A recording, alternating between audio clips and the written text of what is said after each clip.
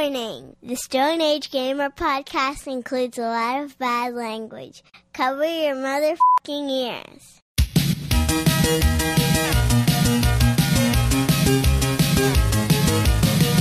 Good evening and welcome to the Stone Age Gamer podcast. I'm Kris Randazzo and joining me tonight is multi-use old bed, Dan Ryan.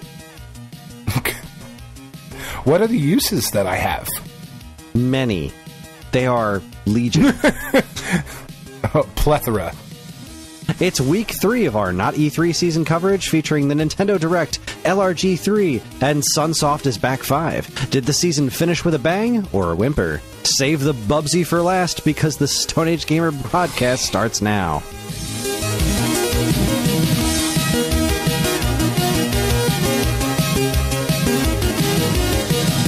Hi everyone, this is episode 520. It's the week of June 28th, 2024, and welcome. For anyone new here, this is the official podcast of StoneAgeGamer.com. Dan and I talk every week about what's happening in the world of video games from a retro gamer's perspective, as well as whatever the heck else is going on in our lives. Speaking of which, Dan, how are you? I'm all right. I'm fine. We aim to start recording around 9. It is now 10:19 p.m. Yeah, we've had lots of conversations pre-show. Try to get as much negativity out beforehand. Keep things a little light and fluffy. How you doing? What's new in the world of game? Nothing much.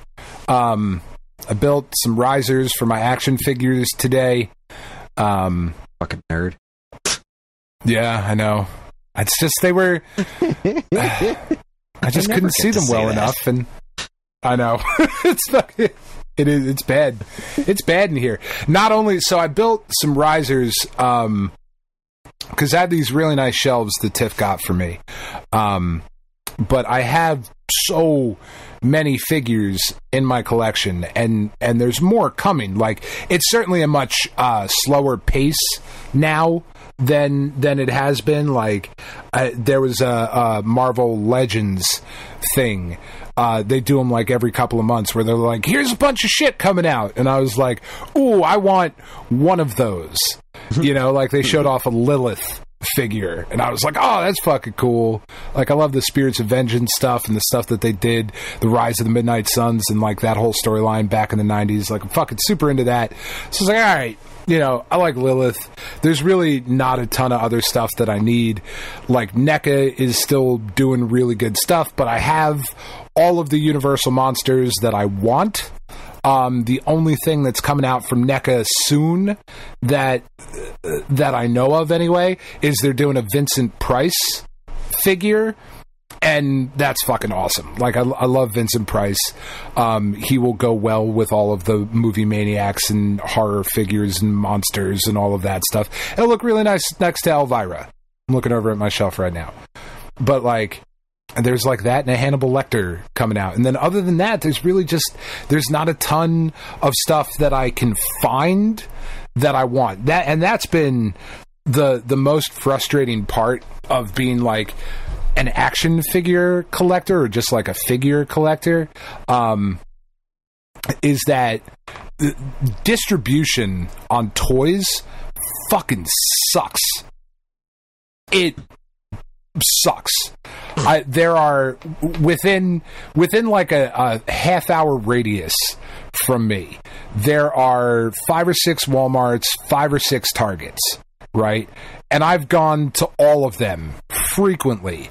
I have yet to see any of the Street Fighter toys that Jada is doing. Jada's doing 6-inch. Posted somewhere there was a Walmart that had like a display for them. It's like, oh, I didn't know they were making new Street Fighter figures. That's neat. Yeah, they're on their 3rd wave now. I haven't seen the 1st wave yet.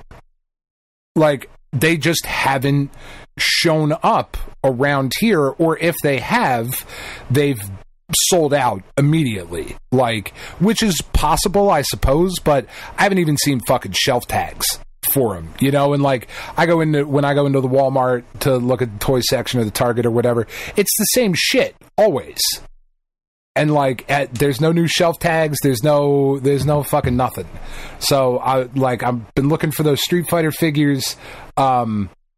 McFarlane put out a really, really awesome Nightfall Batman, the Azrael Batman. Like, you remember when he got the new suit and it was Jean-Paul Valley. It's this incredible figure, and I've always loved that look for Batman. It's awful, it's stupid, but it's so 90s, and I love it so much. And I could go on Amazon and I could get one right now for $170, but it's a $20 toy, you know, like, and it hasn't been around here.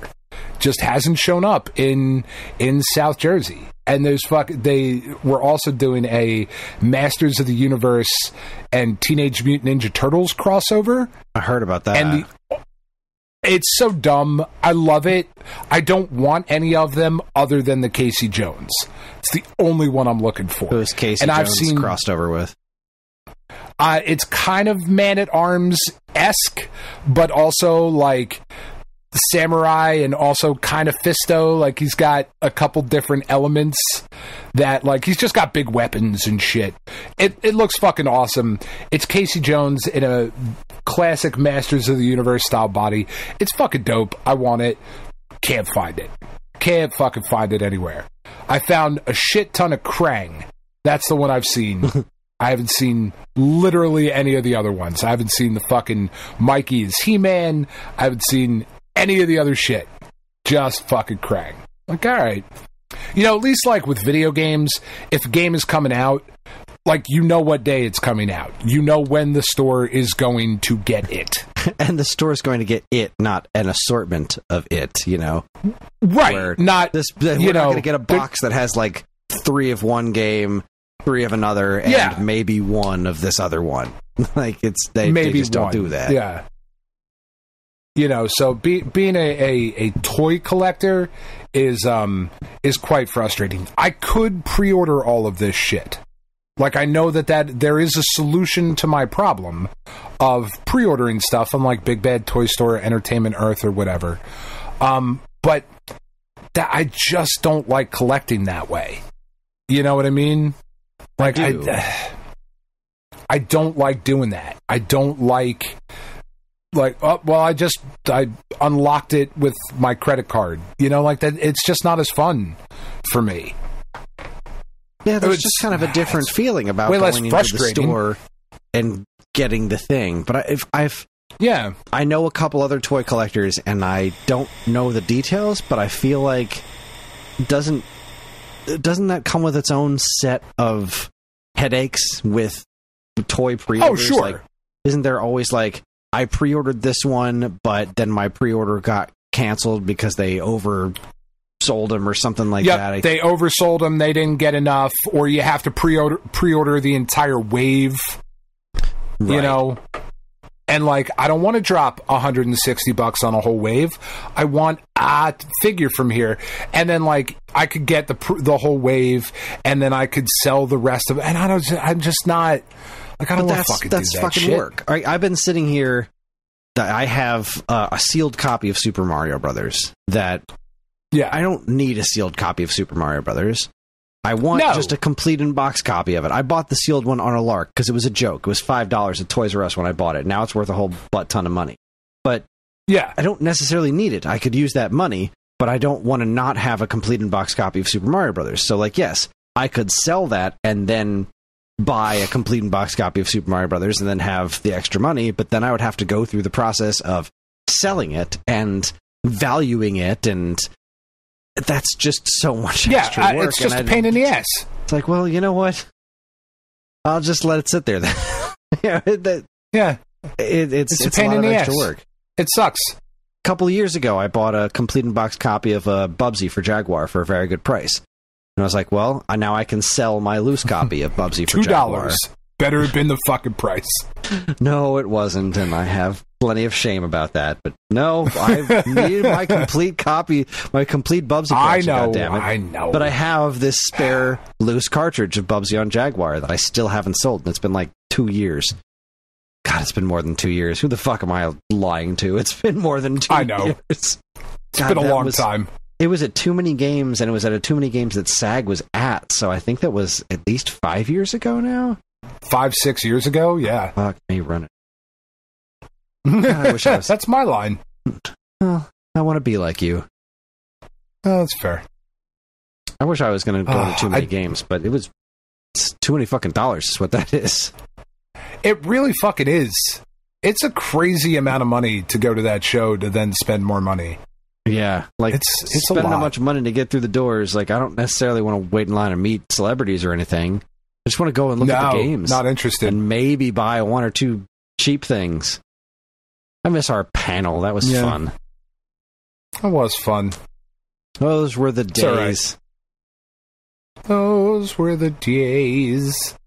Yeah, it's a frustrating endeavor to be a part of this. And then there's just like there's prices on some of this shit that is like it's very frustrating. I don't mind paying a higher price because it's just what shit costs. And like when I started collecting Marvel Legends 20 fucking years ago, they were $7. It was $7.50 at like Walmart and Target and whatever.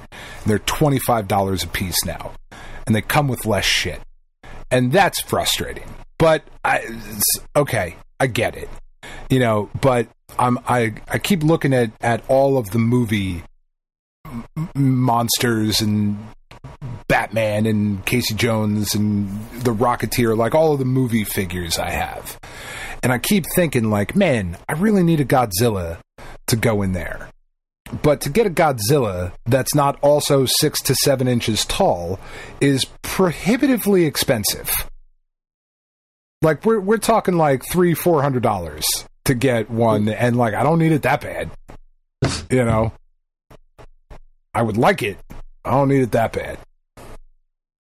It's just it's a frustrating thing, frustrating endeavor. But then I've run into that. The flip side of that. The flip side of that is that when I do walk into the store and I find Casey Jones from the He-Man line, I'm looking at Big Bad Toy Store right now. Yeah, I could order it off of the website right now, and it would be $20.99 is the price of the figure, and then $4 shipping, and then whatever tax. So it'd be like $30. And I don't want to spend $30 on it. I want to spend $20 on it when I go to the store and find it. That's what I want. It's just not the same. Anyway, how you doing? I'm doing okay. It's my birthday week, so you know I've been eating well, which is nice. And I was sick yesterday, and I'm mostly not sick today. But now my back hurts a whole lot, so that's fun. And you know, I'm having some people over tomorrow for my party. We're just going to hang out and play some video games and hopefully avoid dog issues. And just don't want to be on the hook for anything tomorrow. That's kind of what I want for my birthday, is to just relax a bit. And I'm hoping that pulls through. The house is relatively clean. I'm having somebody over tomorrow who's never been to my house before, and I always feel very self-conscious about making sure my house looks nice when new people come over. Yes. And I haven't been able to give everything my full attention, you know? So, like, the house is pretty clean. I keep the house pretty clean. But sure, some of the finer details I haven't gone over with a fine-tooth comb, you know? And the yard work's not as done as I want it to be, but, I mean, fuck. Who's going outside to do yard work right now? Oh my god, it's so fucking hot. I keep getting warnings on my phone, but like, it's hot outside. Don't go outside unless you have to. And I'm looking at these weeds. Don't in my walk front your yard. dog. Don't do anything. I'll walk Hopper at like 7 a.m. and like, I'm sorry, dude. That's it. That's all you're getting today, because you'll die if we go later. Yeah. And it's nice out there at 7 o'clock in the morning. It's quiet. It's, you know, relatively cool. It's doable. It's fine. I did get to, for Father's Day, I got to go out and shop by myself.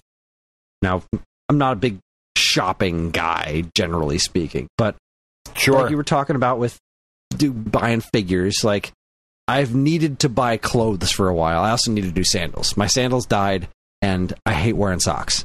I just want to wear sandals all the time. I understand winter comes around, you just have to give up and put shoes on, because otherwise you're just too goddamn cold. But as soon as I can get away with it, I just want to wear sandals. My old sandals, they officially died. The straps broke off, and there was no salvaging them at this point. It was done, and it had been a couple of weeks because we've been waiting to get, like, a little bit of money back in the account, and, like all right, I can afford to go shopping, so I'm going to go shopping. Bought myself new sandals, and I made some bold decisions in terms of shirts. Yeah, I was at Kohl's, and I looked at some shirts, and I just wear t-shirts all the time, right? I work from home. I don't have anybody to impress. I'm here, I work from home, I'm downstairs in my basement all day, and just wear, I got my jean shorts, I got my goddamn denim shorts, and I love them, and I always wear t-shirts with them. I thought, you know what? Maybe I could stand to look nicer from time to time. I could stand to dress a little nicer. I've been spending a lot of energy working out and not really focusing on eating better per se. I don't eat a ton of garbage, but I've been putting a lot of effort into exercise. And so I thought, well, what the hell? I'm gonna buy a couple of shirts. And I found these, like, they were on sale for, like, God, I want to say they were 15 a piece or 20 a piece, something like that. It was like 20. Yeah, they were 20. Right. They were usually 50. They were knocked down to 25. They were 50% off. That's what it was. So they were $50 shirts. And they were on sale for $25.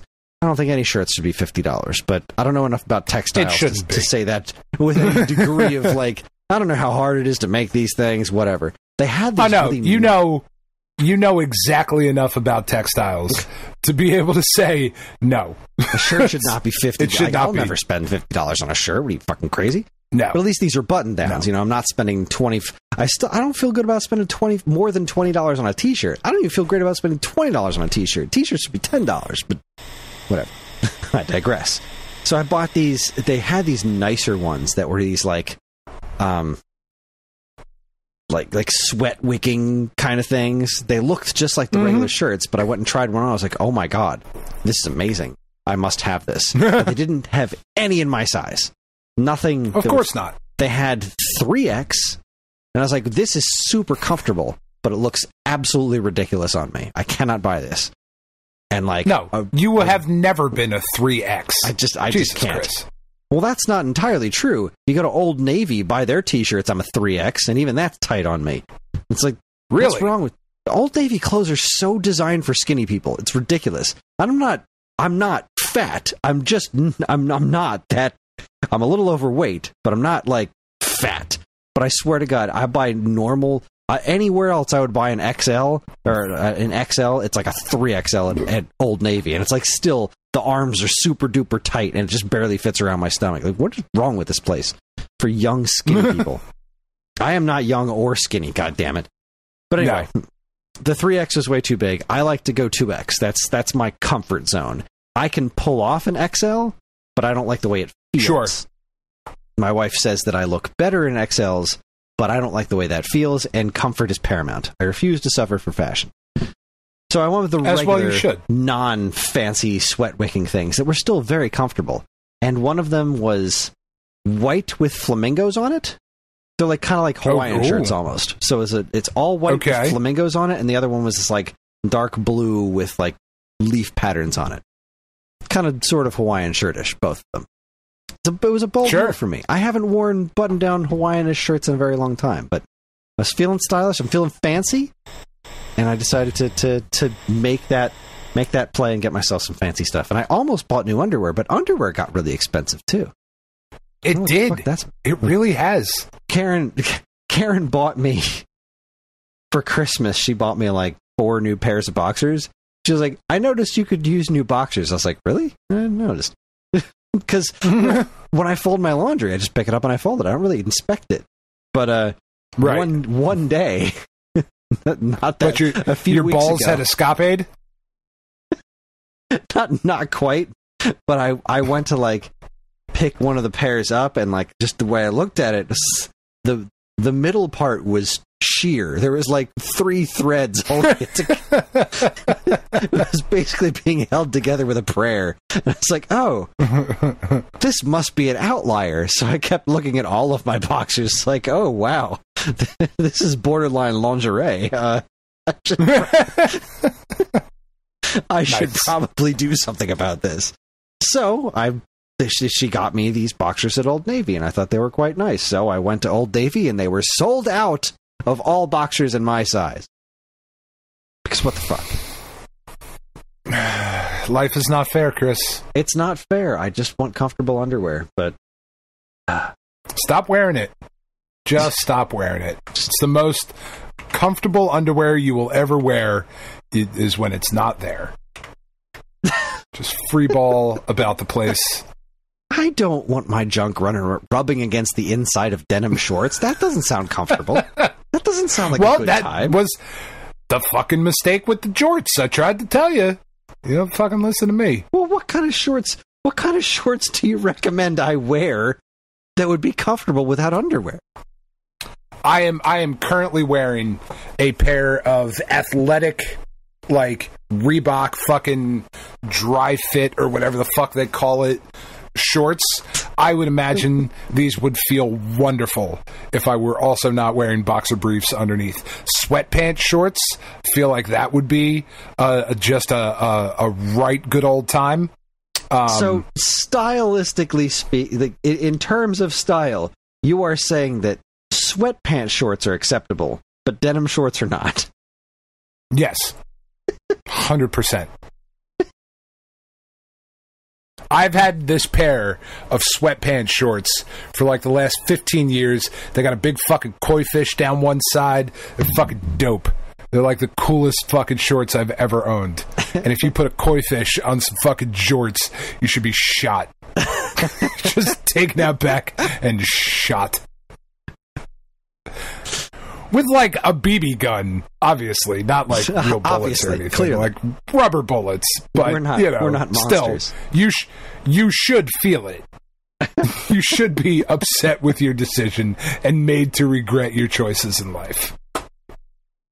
Have you played any video games this weekend?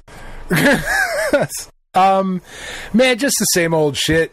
I can't fucking focus on anything, Chris. I've been trying. Right. And, like, it's kind of weird because, like I was telling you earlier, like, not having a diagnosis yet, like, not knowing what exactly is wrong with me, but knowing that there is something wrong, has really just kind of fucked my head up. I haven't been sleeping great. I've been having, like, thankfully I'm not remembering my dreams, but, like, Tiff has told me, she's like, you were fucking, there was some shit happening. Like, it's just been really, really tough, like really hard to focus on shit. And then we've also been trying to think of like, all right, well, if I'm gonna have to be on the couch for a little bit, recovering from whatever treatments I'm undergoing, if that is where this ends up. I don't want to speak like it's a fucking finality or anything at this point, but we've tried to like make plans for that sort of thing of like, all right, like here's some video games we could play. Like I'm going to get Pacific Drive and like try to play through that. And we've been talking about like, we got the Kingdom Hearts collection like a couple years ago and like just haven't fucking touched it. It's still sealed.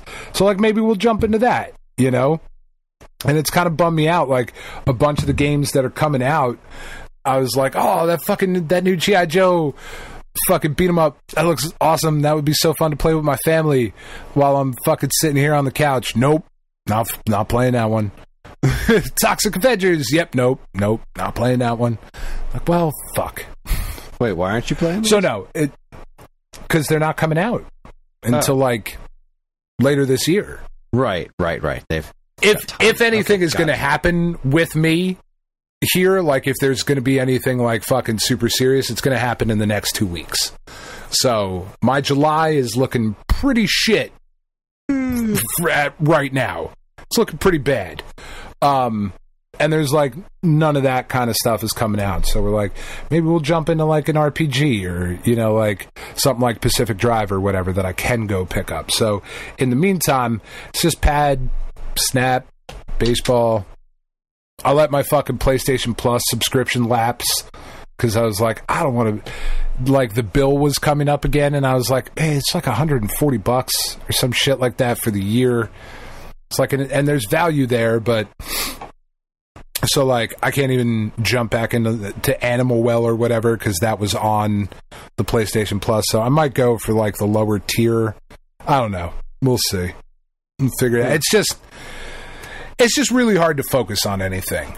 You know what I mean? It's hard to get into any sort of story. I get that. Especially when literally fucking everything that, like, we're watching or it just... Tiff and I say it all the time. It's an old Lois Black bit where he's talking about, like, people in town are talking about the bear that's shitting in the woods, and fuck, I haven't heard about the bear. I haven't seen the bear. Everybody's seen the fucking bear. I haven't seen the fucking bear. And then next thing you know, the bear is fucking following me home. So, like, Tiff and I say that shit all the time. Like, next thing I knew, the bear was fucking following me home. Like, everything I do now, even when I turn on baseball and I'm playing the show, like, half the banners in the fucking stadiums, and they've always been there, but, like, it's all the stand up to cancer shit and strike out cancer, and it's like, man, fuck, I might have that. I don't want to think about that. I'm trying to hit home runs, you know, like, yeah. It's been a difficult week to try and orient my mind around fucking whatever. We did. Well, yeah, there's nowhere to go from that, so I'm just gonna go. We did on Father's Day. It was a really weird Father's Day. Tiff has asked for a do-over. Like, that's the kind of day it was. She was like, fuck, sorry, do-over. We're gonna call it Dance Day. Yeah. But one of the things that we were able to do is we sat down on Sunday, and I was like, it's Father's Day. Day has not gone well. So you are going to sit down here, family, and we are going to watch whatever fucking movie I put on this television. And if I put Rocky IV on this television, none of you fuckers are allowed to leave. You have to sit and watch Rocky IV with me. If I might even put on Rocky III with fucking Clubber Lang and shit. Hey, woman! Come to my apartment and show you what a real man is like. But I'm also not that kind of, like, I've always hated that where you see, like, Facebook posts or social media or whatever, people are like, it's Dad's Day, so we had to go do all the shit that I normally nag him about. And I'm like, I fucking hate that, man. Like, I don't want to do shit. I don't want to make my family do shit that I know they don't like just because they can't say no. Like, that's kind of predatory and weird, and I don't fucking love the way that feels. That's never been me. So I was like, we're gonna watch a movie that I think that Tiff and I love. I think the girls are gonna like. We're gonna watch Monty Python and the Holy Grail, and they fucking loved it. Fantastic. They're 15. It's the exact right age perfect for them to watch that for the first time, and they were into the movie, like, they thought it was funny, and then it got to the scene where Lancelot is charging the castle when fucking Galahad is in there, and he sees the grail-shaped beacon, and then, like, all the slutty fucking nuns and shit are in there, and they're like, you know, you must spank us, and then spank me, and then the oral sex, like, that whole fucking scene, and then it cuts to Lancelot fucking running up to the castle, and it cuts 4 times where he just starts over each time, like, all the way back at the end, and it goes out. That 4th fucking time is what makes it so goddamn funny, because you think, like, it does it the first time, you're like, haha.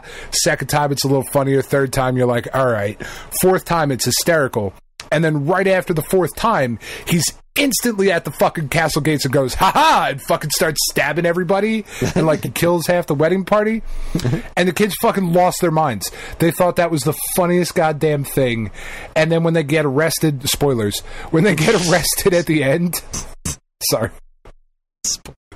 Do you need spoilers for fucking Holy Grail?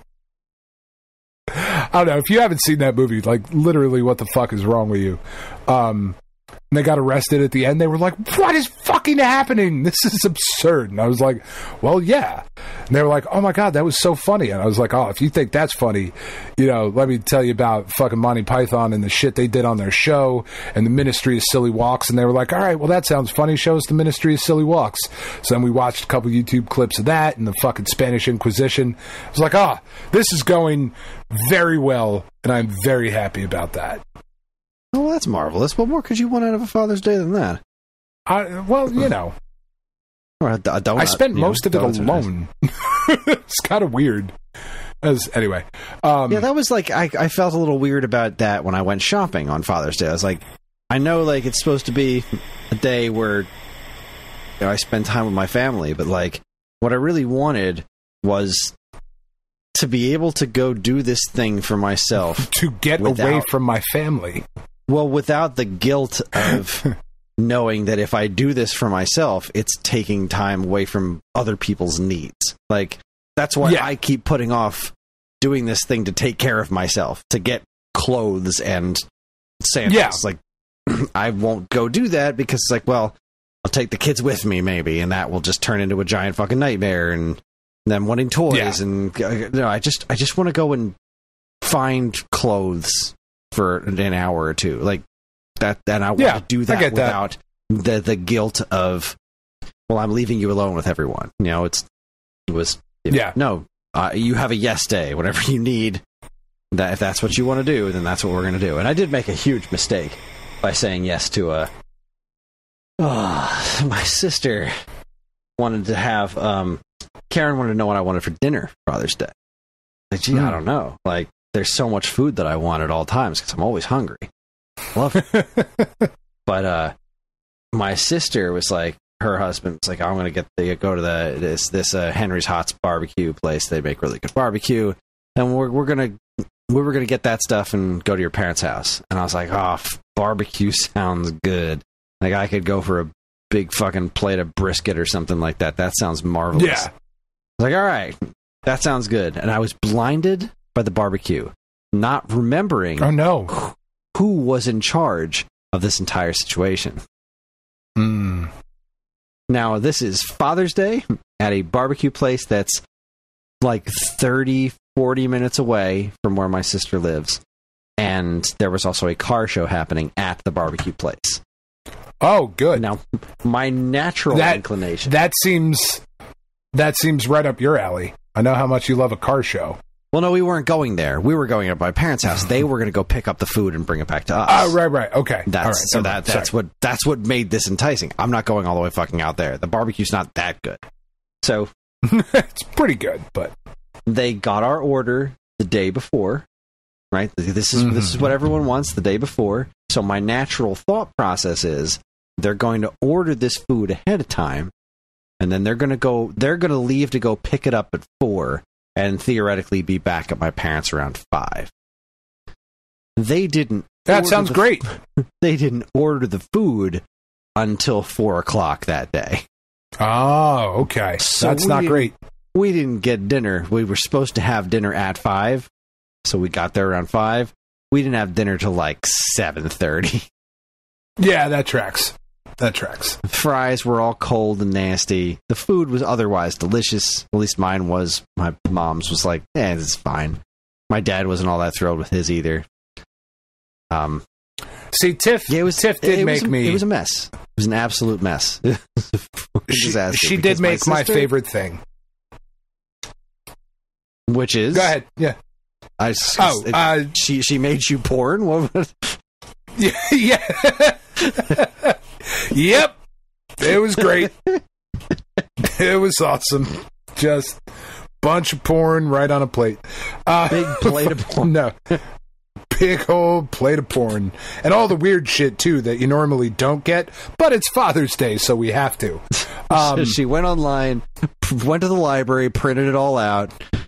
Yep, it was awesome. Just a fucking bunch of dot matrix printed fucking pics of Nicole Eggert.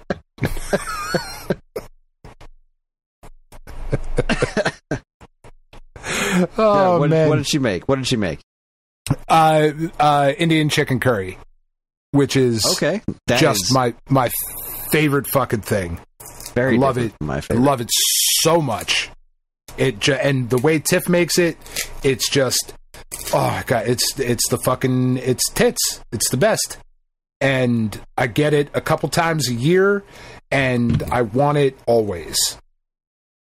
I did I went to Cheeto Burrito, which is just about my favorite place to eat in the world. Food at that place just makes me so unreasonably happy. I went out there today for lunch, and I got myself a trio of tacos, one chicken, one steak, one fish. I almost cried. It's a religious experience. I fucking love that place's food so much. I drive past 2 Chipotles to get there. That's impressive. And I will do it with a smile on my face. I like Chipotle just fine, but like Chipotle's great. Cheeto places, it's local, and it does what Chipotle does, but so much better. Like there are a lot more options on the menu, not like so many that it becomes unsustainable. Right? Because Chipotle's menu is extremely limited. This is like, no, this is a whole bunch of stuff that's always on the menu. It's always there. It's always fresh, and it's so fucking good. Their salsas are so much better than Chipotle's. Oh my god. I'm hungry right now just thinking about it. We also made some very good pizzas tonight. I got some fresh pepperoni instead of the bag of pre-sliced pepperoni. Oh yeah, Don't get me wrong.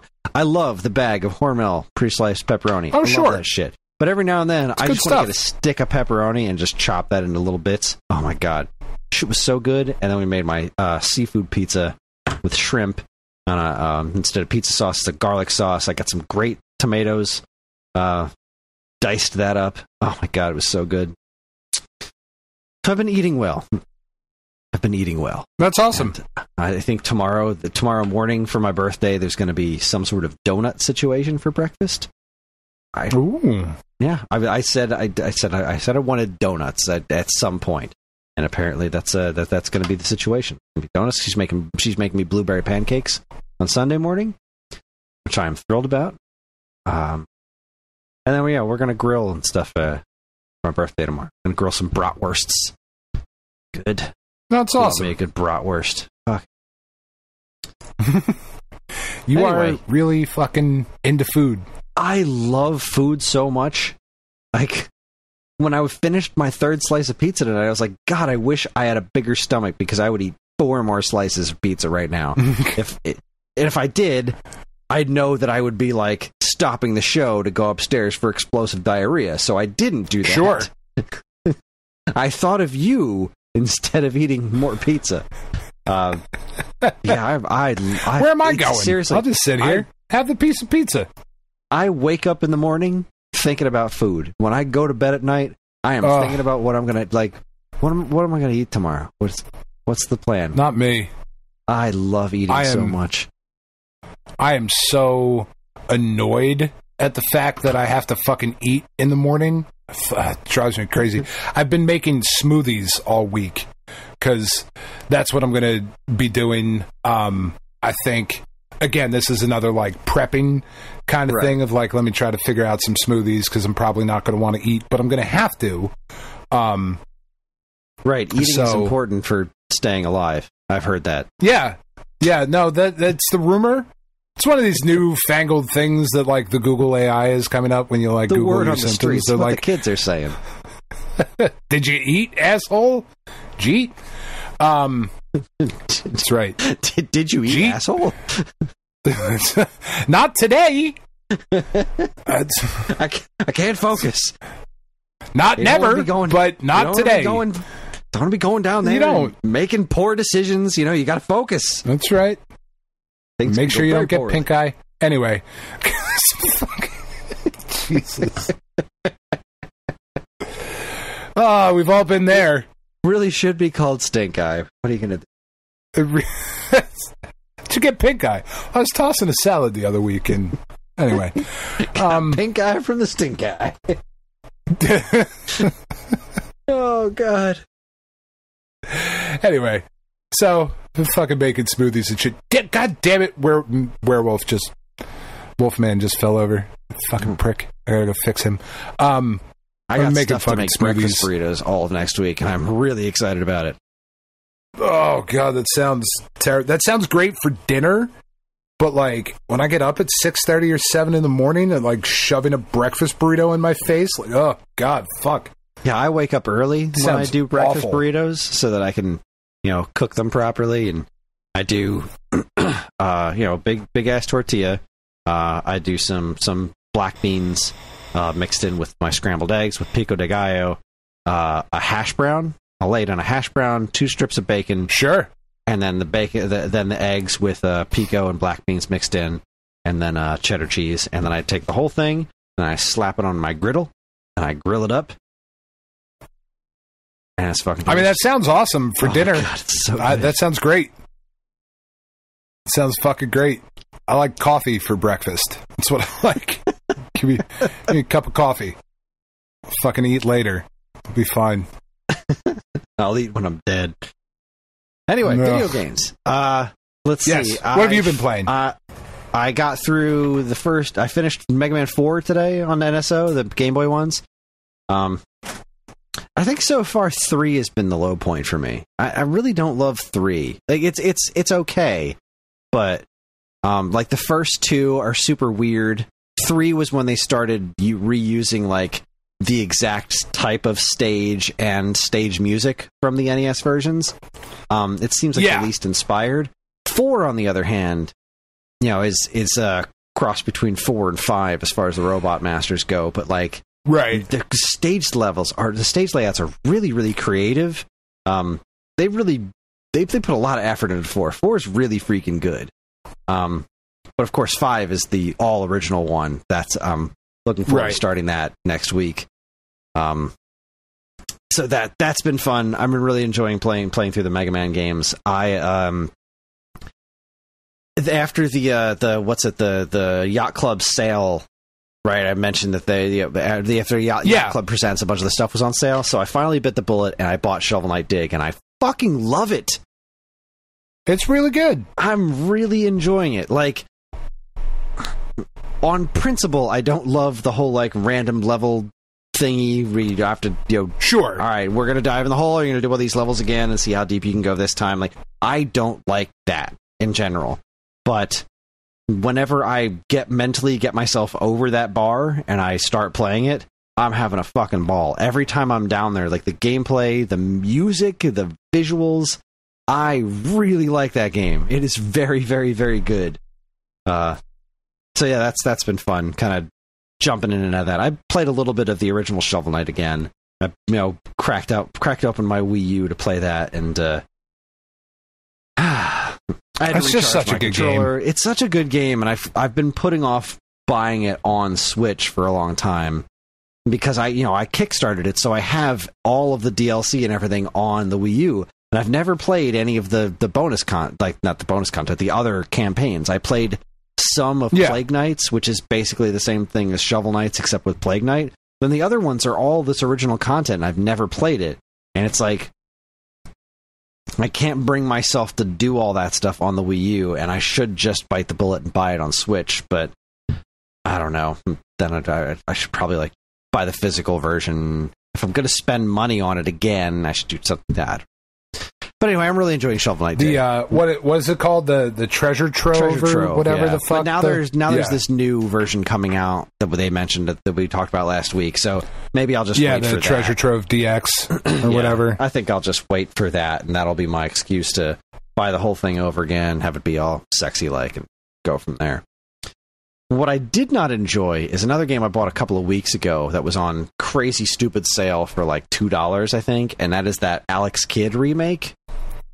Oh yeah, it's not good. It's very pretty, and it does improve. Like, I really like the visuals on it, and it's a very ambitious sort of remake of like as far as like adding story and context to the various things. But it doesn't hide the fact that Alex Kidd just isn't a very good game to begin with. Like, the original Master System games... Yeah, I've never loved it. Not very good. I've never gotten very far in it. It's fine, but it's not all that good. And so as I'm going through this, like, wow, they really did a good job of dressing this up. Like, it really looks nice. I want to like this. I'm enjoying the music, but it's just not a good game. It's just not. Especially since the bosses are all luck-based rock, paper, scissors. What is this? What is this bullshit? Like, I guess it's kind of sort of clever, weird, but it's like, I don't know. Yeah. I really was not having a good time with it. I turned on all the accessibility stuff. Like, they were like, all right, so this game has a lot of problems. So you can turn on this mode that has way more generous hit detection. So it's like you don't instantly die every 4 seconds because, like, something may have grazed a pixel somewhere. So somewhere on the screen, maybe. There's a mode that makes that slightly more tolerable. There's a mode that gives you extra, infinite lives and all that jazz. I was like, all right, I'll turn this on, and it still wasn't quite enough to make it fun for me. So I'm done with that. That's $2 well spent. Other than that, I've just been doing I will talk about that a little bit more. We'll talk about that a little bit more later, but I've been playing a little bit of Zero Mission. Because that's finally on NSO, and that game is never a bad time. Whenever I'm done with really isn't. Mega Man break, I jump in for a little bit of Zero Mission, and it brings warm fuzzies to my cold pricklies. But that is what I've been playing, and that is where we should take ourselves a break. And when we come back, we're going to talk about some week-old news. You're listening to the Stone Age Gamer podcast from Geekade.com. Stick around.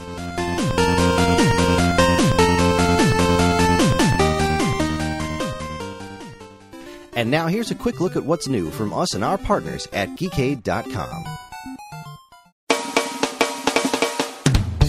First up, allegedly, on this month's episode of this week's episode, dead people.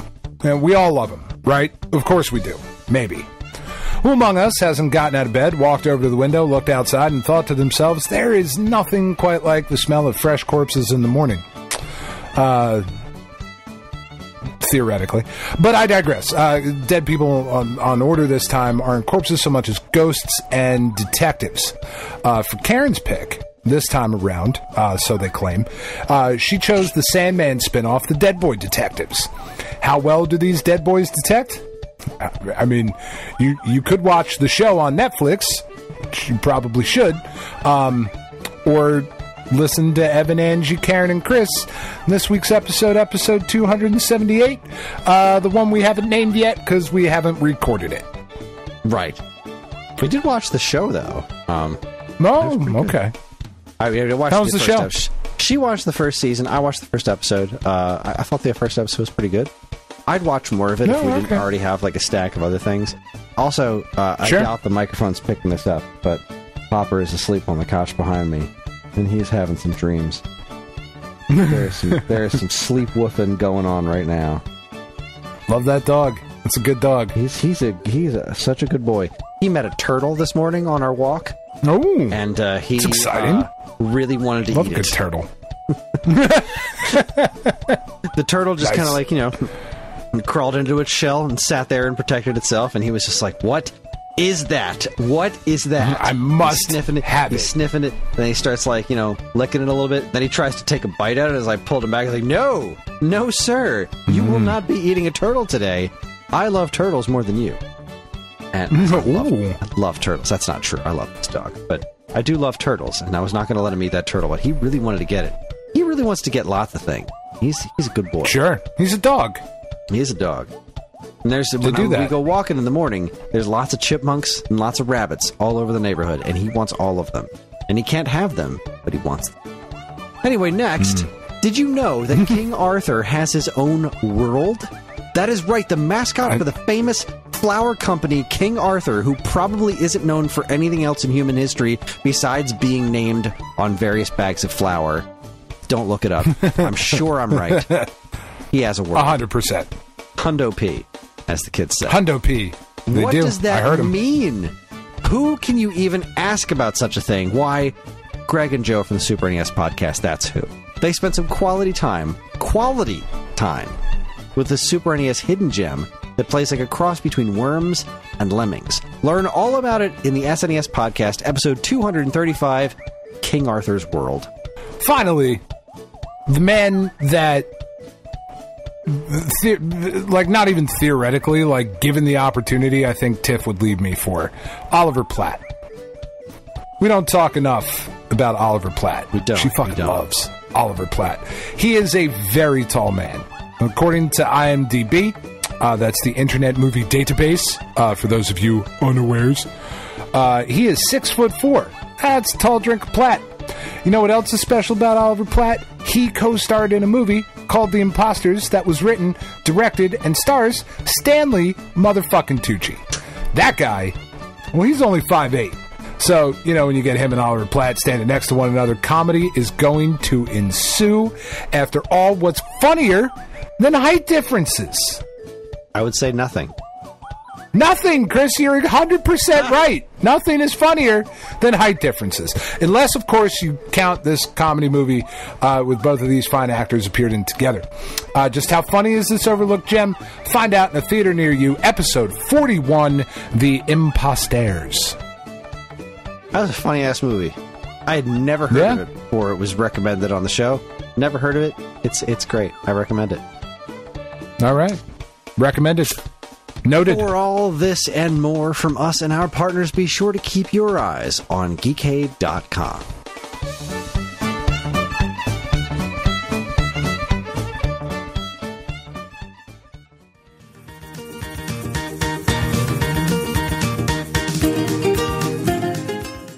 Hey, guess what? We're back. We're back and bolder than ever. You thought I was going to say better, but I said bold because I got barbecue sauce in my mind. You ever know some people refer to barbecue sauce as bold? Yeah. No other sauces get to be bold, do they? Yeah, I don't think so. I mean, I could be wrong, but I appreciate a bold barbecue sauce. But like, it's just a very... That was some good drinking sounds on the podcast there. I apologize.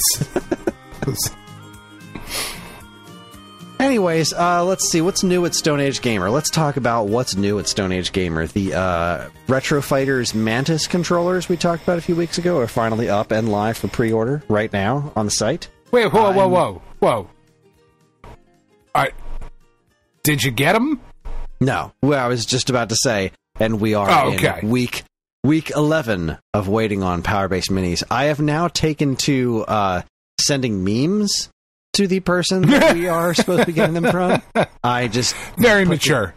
I like it. I put together the Dave Chappelle crackhead meme. Got them Power-Based Minis. Very nice.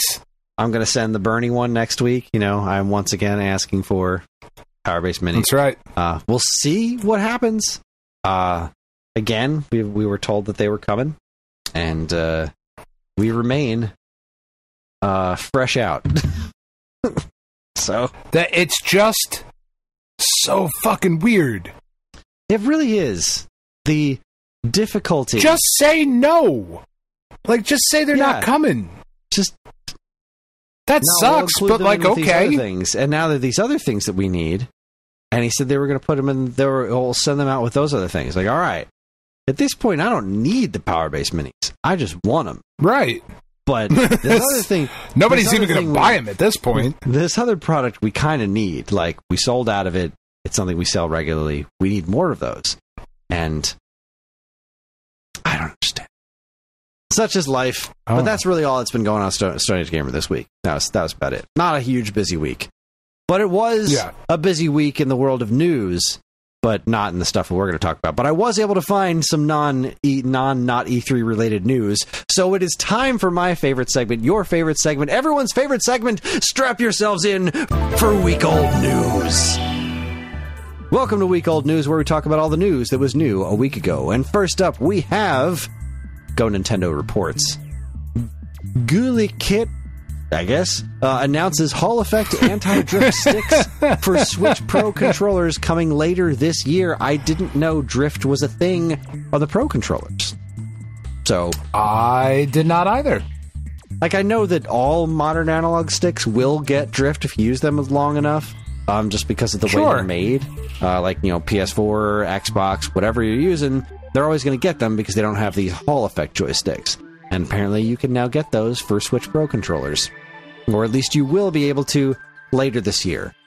Thank you, Guli Kit, Gulikit, right? That seems to make a degree of sense. Yeah, no, that's perfect. Yeah, Gulikit. I'm gonna call it that. Yay, go team. Okay. Next up. Go Team Venture. Time Extension reports a copy of the lost Famicom title Moyo Butaman has been found. That's exciting. I know you've been looking for this. Is it? Oh my god, I just everywhere. I had never heard of this before, but I thought this was a fascinating story. So, this Time Extension report says, back in 1992, Sigma Enterprises was working on a 2D platformer called Moyo Butaman for the Famicom, which was shown off in Japanese gaming magazines. Starring a pig-like hero, the game's character designer was anime artist Gen Sato, who had previously worked with Square on the Famicom Disk System game The Quartz Dragon. According to Famicom archivist Oroti Famicom, it was a vertical and horizontal scrolling action game featuring comical attacks such as snorting, farting, and earthquakes. Outside of the two screens, little else is known. Right up my alley. Right up your alley. I'll put something up your alley. As it was never actually released and was feared lost for years, now it seems that Sato himself could be in position to preserve Moyo Butaman, as he has revealed that he has a playable cartridge in his collection. That is super that's cool. Fucking awesome. Yeah, this game looks wild. Visually speaking, it looks like a pretty snazzy for a Famicom cartridge. That's cool. That's fucking great. I love when shit like that happens. Me too. Yeah. Let's see here. Destructoid reports former Satellaview exclusive title Cyber Citizen Shockman Zero is finally coming west this July. This was a game that was there were some videos about that a couple months ago, weren't there? Or am I making that up? Maybe, I don't recall.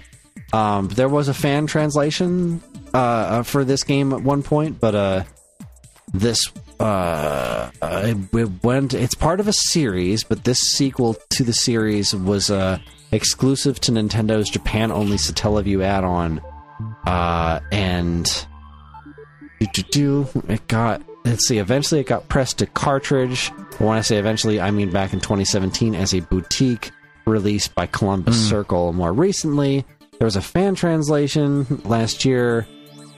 Quote, "This might be the closest we ever get to an official translation, because I'm very confident that the universe specifically sets me up to be proven wrong. I will now take all credit for Cyber Citizen Shockman Zero getting officially translated. You're welcome."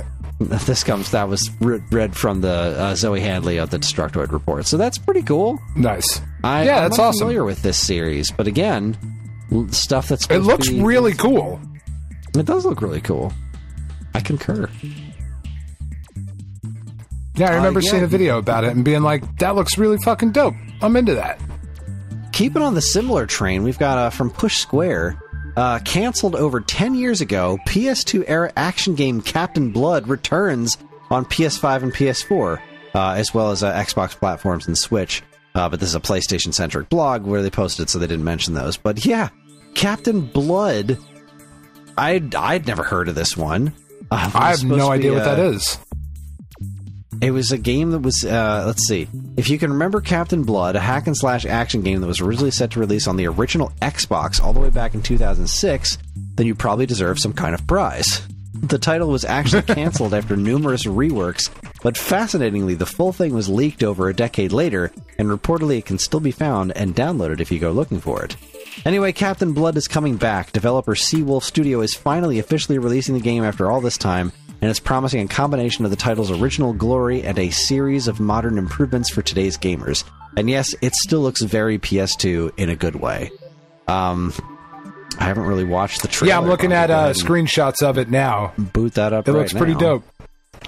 Yeah. Boy, what a week for this is the kind of pirate bullshit that I'm into. Yeah. Sign me. It really does look very PS2. But again, not necessarily in a bad way. See, like, I can look back at early PS2 era stuff and see the beauty in that. I have such a hard time when games are intentionally looking like N64 and PlayStation 1. I still think they look like garbage. I don't love it. I don't love that look. But PS2, I can get down with this kind of look, similar to like pixel graphics. There's a certain charm to PS2 era stuff. And it really doesn't look all that bad because so much of it was stylish. You know, they weren't going for that hyper-realistic thing, but whatever. Hooray for Captain Blood, making a comeback. Yeah, this looks cool. Yeah. Next up, Nintendo Life reports From Software boss would not allow studio layoffs to happen, cites Satoru Iwata. I put this story in there because I didn't find any stories specifically about studio closures and layoffs, but there was this whole thing from Software where they said we refused to lay off people because that's a bad idea. It's a very bad idea, and I love that they said it. Yeah, you know, it's all about trying to figure out how to get those long-term gains and build a healthy ecosystem within your business instead of just chasing the short-term dollars, which is what a lot of other companies tend to do, and I am not a huge fan of that. But this I thought was cool. Hell yeah, From Software. From Software. From Software games, not necessarily for me, not necessarily not for me, but also not necessarily for me. I haven't given them a proper go, so that's my own shit, but yeah. Awesome stuff. Anyway, Kotaku reports Nintendo's war on fan creators now includes people making sheet music for Fire Emblem. Look, Nintendo, I love you. I'm about to say a lot of nice things about you after our next break. However, there are certain... Back the fuck off. There are certain things you do to the fan communities that make me step back and say, when people are making games, like, I'm just going to make a new Mario game. Well, you probably shouldn't do that. Because you don't own Mario. So, when you make a new Mario game, and you say, this is Super Mario Advance 5, it's like, well, you know, probably shouldn't do that. Nintendo's probably going to come Maybe not. And like, I get it. People make Sonic fan games and Mega Man fan games all the time. That stuff is super cool, but that's Capcom and Sega's prerogative to let that stuff or not let that stuff. Nintendo wants to be extra protective of that area of their business. I get that. Sheet music? Come on. Stop that. Yeah. Stop that. Come on. YouTube channels that play your music? Stop that. You're not selling it. You're not streaming it. It's not hurting anyone. It's petty. When you're doing, like, fan games, I get it, because you have no control over the quality of those things. But when somebody is, they're just transposing your music into sheet music, like, this is doing you no harm. This is not painting any of your properties in any sort of negative light. You have nothing to lose by this stuff existing. But what if somebody gets the sheet music and they play it shitty, Chris? What if I can't read sheet music? I could be like, so I just purchased this Nintendo sheet music and it's shit. Listen to it. And then I just fucking whip my fucking shit all over the keys on a piano. I love that company. I do. As far as corporate companies go, corporations, corporate. Me brain corporations. Function. Yeah, as far as they go, Nintendo, I do like a lot about them. I obviously do. I do too. Sometimes you just got to look at them and say, there's got to be a better use of your time. Yeah, just leave that alone. Next thing you know, like, I don't fucking tell Nintendo that you can go on, like, ultimateguitartabs.com and find the chords for the Mario fucking theme song. You know, like, what are we doing? Yeah, settle down. Just back up. Back up. All right, next up, time extension Doom 2 comes to Super NES, thanks to fans. Bless your heart. Yeah, that's awesome. Let's put Doom 2 on the Super Nintendo. Why not? So far, what they've got cooking is just what the way they've been able to create. I think it's the first 2 levels up and running, because that's all the stuff that's just repurposing assets that were in the first game. So, like, the new stuff added for Doom 2 is involved yet, like the double-barreled shotgun. I don't think it's in there, but still, this is awesome that you got Doom 2 cooking on a Super Nintendo. The fact that Doom 1 works on Super Nintendo is also just one of those miracles you look at and say, how did that happen? Yeah. Why? How? Why? What are you doing? And last but not least, I just had to put this on here. IGN reports Hollow Knight fans crushed as summer showcases pass with no Silksong announcement. There was never going to be a Silksong announcement. Team Cherry, I know, like, I put in the Discord, fucking shadow drop it, you cowards. But Team Cherry said that the only Silksong news will come officially from them. Like, they said that. So, I mean, fuck, though. Just, like, let me know. Just say something. It was announced on February 14th, 2019 as a Hollow Knight expansion, but then turned into a full-on sequel. It's now been over 5 years since they announced that the expansion was turning into a full-on sequel. Yes. Tell me what's up. Yeah, tell me just that Hornet has a grappling hook now. And angry eyes. Oh, we'll talk about that. Oh, we'll get there. We're gonna get there. It's gonna be awesome. It's gonna be great. It was a teaser. Fucking teaser. Yeah, but seriously, like, just how about a little bit of communication? Even Nintendo gave us occasional, like, Metroid Prime 4 exists. We're gonna show you something when we're ready to show you something. Now here's this. Like, they gave us that before, before Dread, right? They would give us the tidbits, just reassuring us they hadn't forgotten about it. Things are happening. Just to throw us a lifeline. You know how desperate we are. Help us out. You would have to know. I know you're listening, Team Cherry. I know you're big fans of the show. They're... Yeah. Pull up a chair. Sit next to the fireplace. Not lit. It's hot. Yeah, that's right. I just pulled up their website. Make it happen.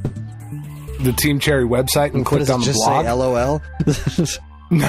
The last post on the blog was 12/13/19. Oh, boy.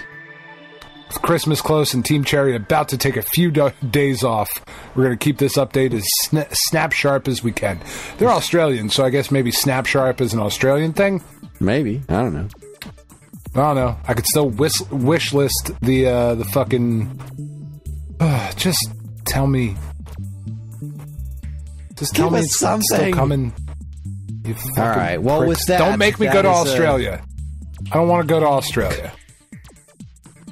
Sure you do. No, I really don't. Fuck Australia. Place is crazy. Not interested. Everything wants to kill you in Australia.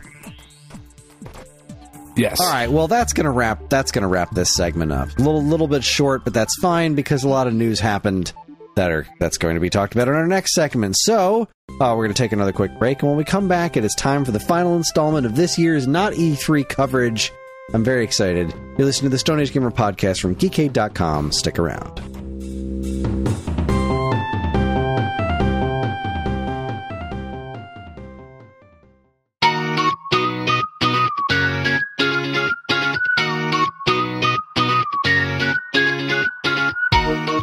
Hello, nerds. This is Angie from this week's episode. I'm here to ask you a question. How do you feel when you go to a comic shop and you pick up a new book and then you try to read it and you have no idea what's going on in the series? It's annoying, right? Well, I'm here to tell you Tales of Cape Fear is nothing like that. We are a locally made, locally owned comic book anthology, and right now we are running a Kickstarter campaign for our 5th installment. This project has been an entirely volunteer-based project made with love, dedication, and a whole lot of tears, but mostly joy, and we'd love to have you back this project. So please feel free to check the show notes, check out this Kickstarter, and share with your friends. Even if you don't back, sharing means everything. Sharing is caring.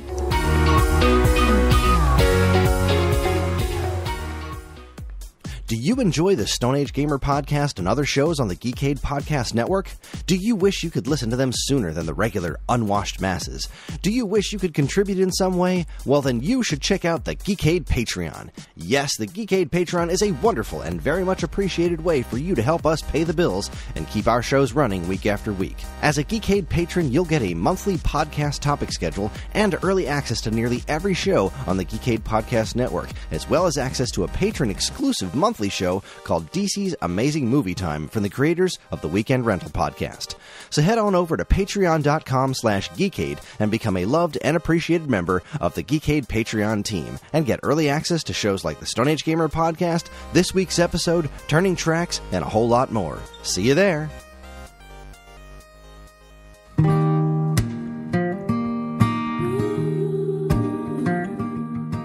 We are Safe at Home, the leading dog rescue in the heart of New Jersey. Are you searching for a loyal companion, a dog that will bring love and joy to your home? Look no further than Safe at Home. At Safe at Home, we believe in giving every dog a second chance. We rescue, rehabilitate, and find loving forever homes for dogs in need, right here in the Garden State. Our dogs are ready to make a lasting impact on your life. Each one has a unique story, a wagging tail, and an incredible capacity for love. When you adopt from Safe at Home, you're not just gaining a pet, you're becoming a part of our family. Our dedicated team ensures a seamless adoption process, providing ongoing support and guidance. With New Jersey's beautiful parks, beaches, and trails, you and your new furry friend will have endless opportunities for adventures and cherished memories. Safe at Home relies on the support of compassionate individuals like you. Your donations and volunteer work enable us to continue saving lives and finding forever homes for these amazing dogs. Join us in creating a safer, happier community for dogs in New Jersey. Together we can make a difference and give every dog the chance to feel safe at home. Visit our website or call us now to learn about how you can be a part of the Safe at Home mission. Safe at Home, because every dog deserves to be loved and protected. www.safeathomerescue.org.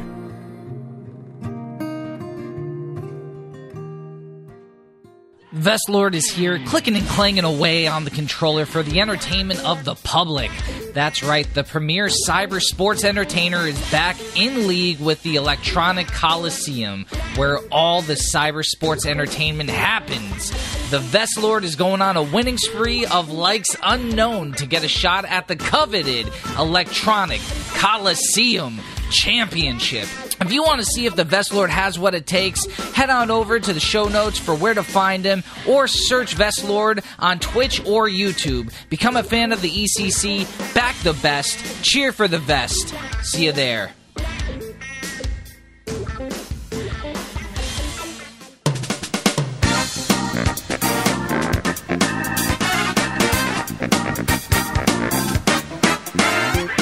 And we're back. I just fixed my thermostat on my computer because I have that power now. But it is time for the final of the E3, the Not-E3 recaps.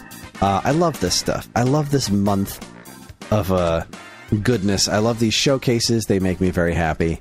And we're going to kick things off with LRG3. This is the Limited Run Games showcase that they do. They've been doing every year. I was hoping that this one would show up again because I always get a real kick out of these things. They're not quite as this was a weird as one. the Devolver Digital, but they're not that far off. They keep getting stranger too. This had Josh Fairhurst, like basically last year's one was them doing a fake E3 from years ago, and this one is him not fixing it somehow, and then traveling just in a warehouse in time, and then he just does the entire presentation in. Like, what I have to assume is Limited Run's warehouse. Please. It was weird. Know. It was really weird. I didn't hate it, but it was really weird. But anyway, let's see. What did we get? They kicked off with, which one is this? Dark Forces? Star Wars Dark Forces? The remake is? Okay, I really do. Yeah, people love this game. I've never been huge into it, but I want to try I know that it. this game is like big fucking deal. Yeah, and I've never really played this one before, and I kind of want to because it looks like Doom but Star Wars, and I'm into that. Yeah. I like this look, so I want to give that a shot, but not at the price that they're asking right now. So I'm going to wait for it to go on sale. There was a lot of anime stuff in here. Next up, there's a Valis collection, which is pretty interesting because it's got games from like MSX and whatnot on it. I'm not a Valis fan, but sure, why not? There's something called Rain World. Yeah, my daughter Katie was super excited about this one. She really likes Rain World. She likes the Slug Cat, and she's into that. No, I had never heard of it before. It looks cute, though. Yeah. After that, there was... I didn't love it, but... Did I say this during the break or on the show? And I was talking about not liking PS1 graphics. Regardless. Yeah. There's a Fighting Force collection coming out, which, I mean, I guess was inevitable. These games look like trash. These games look awful. I have never been a Fighting Force guy. I do not really like these games. Never dug either of them. I think the second one is less of a brawler. I can't really put my finger on what I don't like about them, but I just really never have. I don't think they just never really thought they felt very good to play. I didn't like the character designs. I also didn't know that apparently they were almost Streets of Rage 4, but I'm really glad that they weren't, because clearly they're not up to that legacy. The one that after that, though, I think was pretty interesting. I had never heard of this one before. Renane? That's a terrible name. I've heard worse, but yeah, it's not a good name. Yeah, it's not a great name. It looks neat, though. It looked pretty cool, though. Yeah. It was a little hard to follow. The visuals on it are very busy, and I was having a hard time following the difference between the characters that are in the foreground and, just background type stuff that was going on. But all in all, that looks pretty neat. They're doing a re-release of Wolfenstein 2 on the Switch that has everything on the cartridge. That's cool. It also seems kind of like a fuck you, though. Doesn't it? Well, I mean, it's no different than a Game of the Year edition, Yeah, I suppose. Yeah. I mean, I have Wolfenstein New Colossus on the Switch, and it's one of those download on a card. There's a card with some information on it, but not all of it. So, I don't know. This game looks neat. I never did get around to playing it, but yeah, it does seem a little weird. I don't know if it seems like a fuck you, but it does seem weird. And they transitioned to this beat 'em up section. We're like, G.I. Joe Wrath of Cobra. Fuck yeah, it looks great. Yeah, I'm super excited for that. And I call Snake Eyes. But not till 2025. God damn it. I thought Toxic Crusaders was listed in here too, but maybe I'm thinking of later. Then they did some robot-looking game. What the heck was this one called? Assault Suit Lanos 2 Saturn Tribute. Sure, yeah, all those words you said. Yeah. Looks kind of neat. That looks cool. I followed up with the Snow Brothers game, which, I don't know. Is that wasn't, it's not Jack Brothers? I thought that's what it was at first. I was like, no, Snow Brothers. Snow Brothers is one of those super rare NES games. Yeah. Which is okay. I didn't love it. I don't love the NES game. I actually have the NES game. Yeah, this looks fine. Yeah, this 3D iteration looks fine. The original game is very Bubble Bobble-esque almost. Okay. I actually learned about it on Nick Arcade. This is a game that showed up on Nick Arcade a bunch of times. So this kind of 3D take on it looks okay. Yeah. Didn't knock my socks off. Okay. So yeah, Snow Brothers Wonderland. This next announcement, though, 1, knocked my socks off, but 2, come on, guys. You can't coordinate a little bit better? Could have left it. Yeah, so there was a Sunsoft presentation later this evening, and this was the big reveal at the end. Oh man, you guys really, really stole the thunder out of this. But either way, I don't really care. We're getting a Gimmick 2. I love Gimmick. Yeah, it's pretty awesome. Did not love their re-release of Gimmick on Switch. That one, that was a huge disappointment because there's a lot of input lag on there. And I recently found out that it is 100% not me. There's a lot of the Gimmick speedrun community kind of hates this release. And I really wish that this was done with Limited Run's Carbon Engine, which is actually quite great. But it wasn't. It was handled by Brave Wave or Bitwave? I can't remember. One of those, something Wave. Bitwave.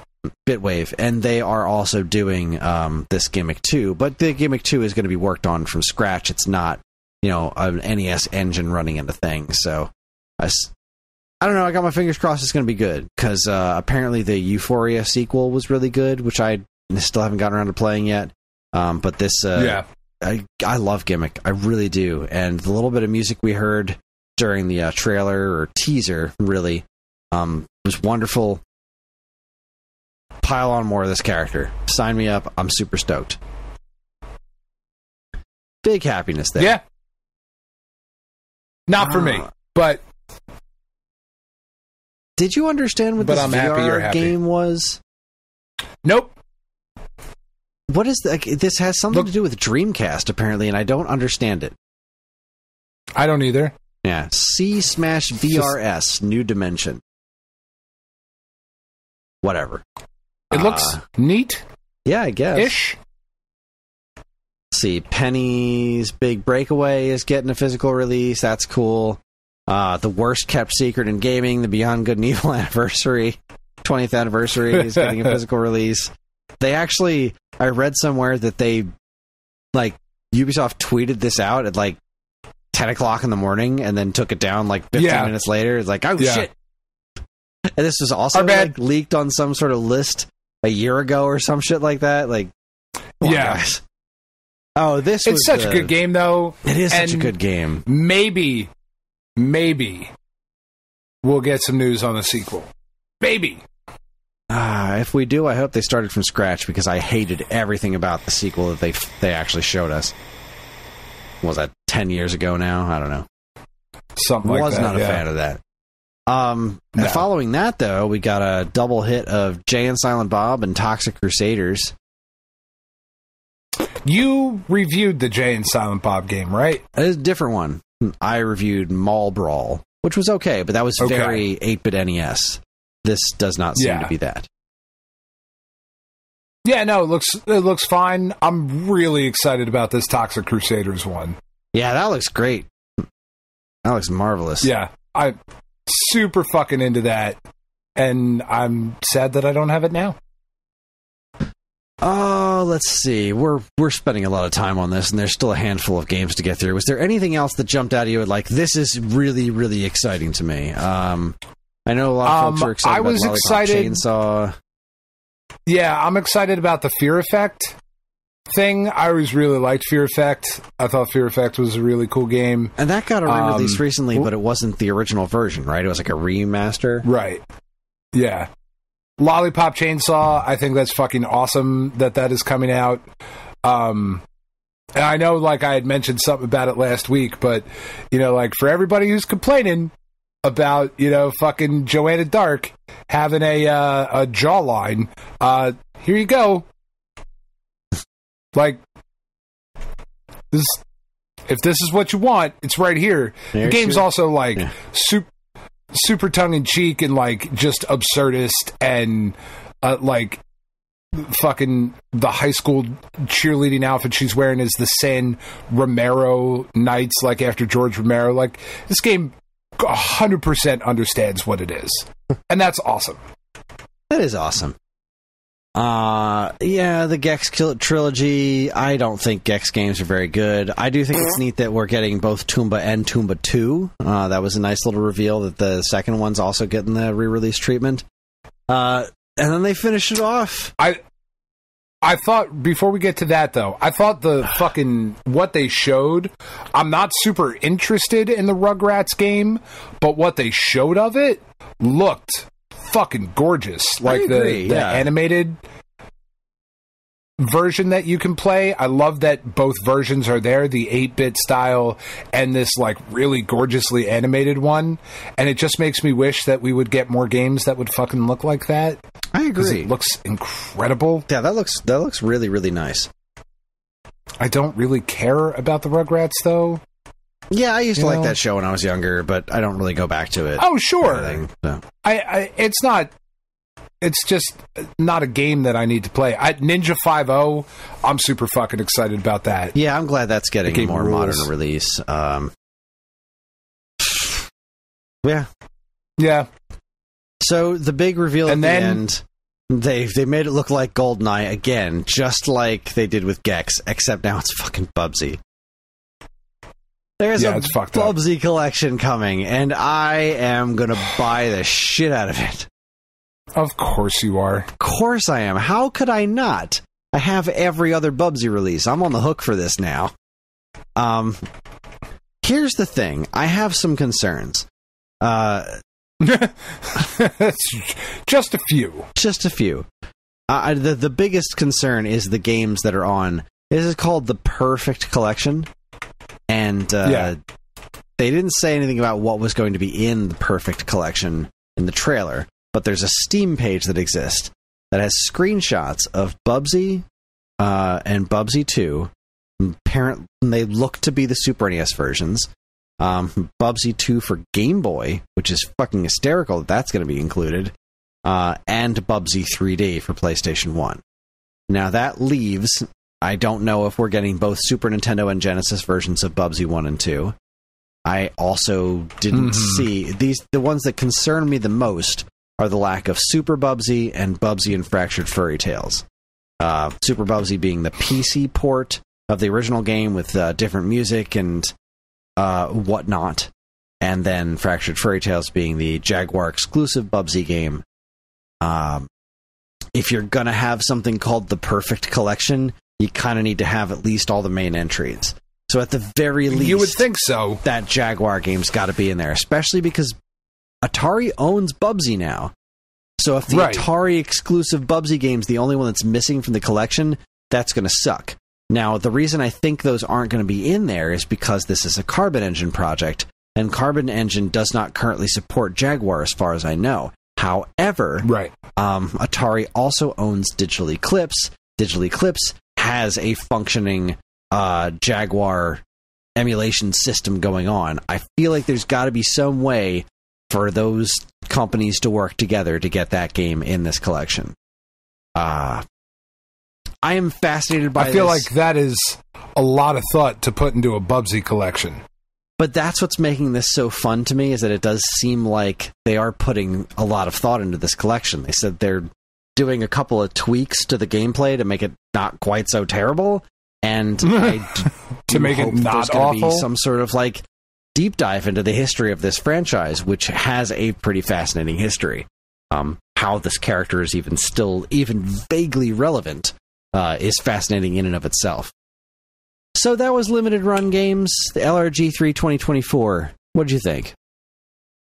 I thought it was a really weird show. I didn't love the presentation of it. I just thought, I don't know. I just thought it was weird. There was a ton of stuff not for me, which is totally fine. Totally fine. Some of the stuff that's on there, it's just a world, like you said, like a bunch of the anime games and stuff that are on there. It's just a world I know nothing about. Is that something people have been clamoring for? Maybe? I don't know. I am not people, so. So no. So no, it was fine. It was a fine show. It was a neat show. They usually have more stuff that I'm stoked for, but I was actually pretty happy to not have more stuff that I was stoked for because I am poor. So let us move on to the next showcase. That evening, Sunsoft is back 5 on the official Sunsoft YouTube channel. I don't know if what they're doing is endearing or just awful. But they have these little column A, little column B VTuber presentations. This one was the lowest rent that I've seen so far because they didn't even have the fully animated weird samurai dude going on. It was just this anime girl with bangs that she couldn't see past. Barely spoke, or as far as I could tell, even understood English in the official English presentation. Anyway, the games they showed off were Ark of Charon, which looks interesting. You're some sort of strategy game where you're on some sort of big walking horse plant tree thing. I don't know. That game looks weird as hell. They did more Clock Tower. That's been all over everything. That was in a couple of presentations. Yeah. I didn't realize Sunsoft was involved in Clock Tower. But here we are. Yeah. And that was it. There was those two, and then they ended on Gimmick 2, which we already saw in the limited run presentation, which just kind of shit all over that. Fun surprise. But it was the same trailer, and I'm really excited about it. This was a piss poor showcase.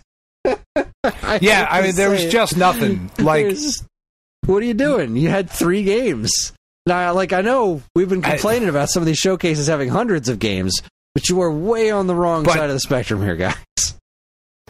There was just nothing. There was no point to it. Like, I love you for trying, Sunsoft. You know what? And if they didn't, and if Limited Run hadn't taken the wind out of their sails, Gimmick 2 would have been enough of for Sunsoft fans. That would have been enough of an announcement to justify this. It was a 6-minute presentation. It's fine, right? This was 6 minutes out of my life that I won't get back, and it's fine. It didn't overstay its welcome. I know it only had the 3 games, but it's fine. But the fact that I already knew about Gimmick made the whole thing seem pointless. So, coordinate better next time, guys. That's all. There was nothing about Blaster Master. There was nothing about a new or remastered Journey to Silius. Like, that's all I'm looking for. Yeah, and you know what? Sunsoft is. What are we doing? They're a small company, and they're working. They're working hard. They're working their way through their back catalog. They put a lot of effort into that Iki Unite game. They remastered and re-released Trip World Euphoria, made a sequel to Euphoria, the original Gimmick. Like, they've had a lot of stuff coming out, and I'm sad that some of their more action-oriented stuff like Blaster Master and, like you said, Journey to Silius aren't taking the spotlight right now, but I don't think they're gone forever. Fuck, Arrow the Acrobat. They mentioned something about I don't love Arrow the Acrobat, but there was you got Arrow, you got related, Zero the fucking Kamikaze Squirrel. Oh, Zero. Still. Yeah. But there you go. That was Sunsoft. It was fine. If it wasn't 6 minutes, I'd probably be more unhappy with it, but it was only 6 minutes. Before we get to the big one, I do have to mention that today, as promised, we got a deep dive into the hotly anticipated Hatch Tales. The game looks like fucking trash. Oh my god. Alright, so first off, let's talk about the presentation itself, where Jules could not have been bothered to even talk into a proper microphone. I don't know what coffee can he's talking into, but this was the deep dive presentation that was supposed to justify what they've been doing for the last 6 or 7 years or however long it's been. This was where we were going to see, which is apparently nothing. The fun new stuff, and yeah, it was fucking nothing. This is so lousy. It looks like a Flash game. It looks like they didn't add a single extra frame of animation here. This is just painted right on top of the 3DS game, right down to the he throws the grappling hook, but it's somehow also in his backpack while he's sitting there. I hate that, because the whole idea before was that he would, the worm would come out. The worm was the grappling hook, and he lived in his backpack, and so all that kind of stuff makes sense. But as he throws the grappling hook, and then he sits there and sticks into the ceiling with his arms hanging down, and the grappling hook's in his backpack, it doesn't make any fucking sense. And he's got angry looks eyes. Fucking dumb. He's got the angry eyes the whole time. But the thing that pissed me off is, I'm looking at this game, and you get to the second screen, and the first level is showing off, and there's this bat enemy that still has exactly 2 frames of animation. Yep. If you had put all this extra time and effort into making this game the best it can be, and your enemies have 2 frames of animation, shut the fuck up. Yeah, fuck you. Yeah. I sat through this whole 20-minute presentation waiting for them to show me something that was, interesting. There was this crack thing, oh, what's this crack? Oh, now it's going to take us into subspace from Super Mario Bros. 2, basically. Like, the only interesting, quote-unquote, new stuff added was things we've seen a bajillion times in more competent platformers. This is so remarkably low effort. And I was really hoping that I would see something that I'd be like, all right, I will reluctantly admit that this looks pretty cool. But I saw nothing like that. No. I watched exactly 30 seconds of that presentation and went, yep, this is everything I expected. Yeah. This is a big fat nothing burger. Yep. Very few people. It's still currently sitting at a whopping 340 views. I mean, we get more views on our podcast on some episodes. And that is absurd because we didn't have Kickstarter backers waiting for updates on the game that we promised. And that's nuts. It simply does not look very good. It just doesn't. No, it doesn't. I'm pulling myself out of it. Yeah, go ahead. Put it on the Discord. He said, I don't know the exact quote because I'm too lazy to look it up, like Jules Watson. But he said this looks like a new developer's like first project. Yeah, this is their like first. They're trying really hard, and this is their first Unity project or whatever. And that's 100% what it looks like. He grapple hooks to the ceiling, and his arms are just fucking hanging there. There's not even like a new animation. It's like it's fucking stupid. It looks. It doesn't look right. It looks like the sprite is just floating there because it fucking is. This is dumb. It's offensive. 100% proof positive that he hasn't been working on this thing for years. They haven't been toiling behind the scenes trying to figure out what to do. This is proof positive that you haven't been doing that. All you did was you took that money, you didn't want to work on this project anymore, and now you have to produce something, so they're putting as little effort as they can to just get this out the door. But as something else, I don't understand. Why didn't you just release what you said you were going to release? That would have been so much less effort. It would have been done, and then you could have added all this stuff to a sequel. Fine. Do it that way. But I'm fucking done talking about this pilot, this clown show. Anyway, on to the main event. The main event, of course, we wound up, I was so thankful that we did. We got the Nintendo Direct on June 18th, which meant that we could do this show as a final E3 wrap-up. Yeah. I love this. Please keep this schedule next year. Just make June every week somebody has one big presentation. Sony can go first. Yeah. Summer Games Fest, Xbox, Nintendo. Do that every year. I love it. Yeah, it was great. More of it. So Nintendo Direct went in with very low expectations because we are at the end of the Switch's life cycle, theoretically. And we already know they flat out said the Switch 2 is going to be announced before the end of the fiscal year. So we know that's on the verge. So I was not expecting much out of this Direct. A ton. Yeah. And I got way more than I expected. Not a ton of stuff for me, per se, but a lot of stuff that just looks quality and are definitely for people who aren't me. Including the first game, right out of the gate, cold open, a brand new Mario and Luigi game, Mario and Luigi Brothership. Did not see this coming at all. I thought it looked awesome. Alpha Dream shut down, so we have no idea who's making this game.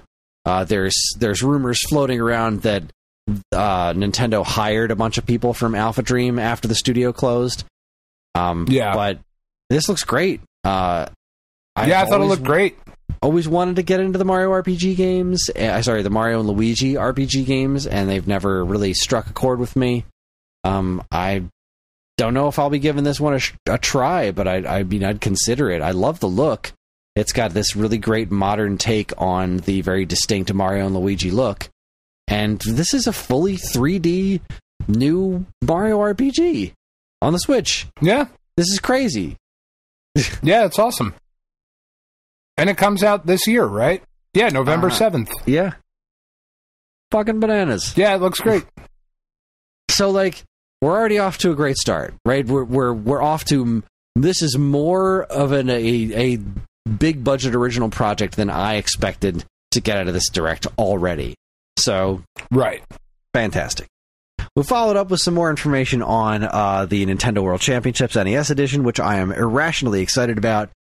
This looks very similar to NES Remix, minus the super cool remix aspect of it.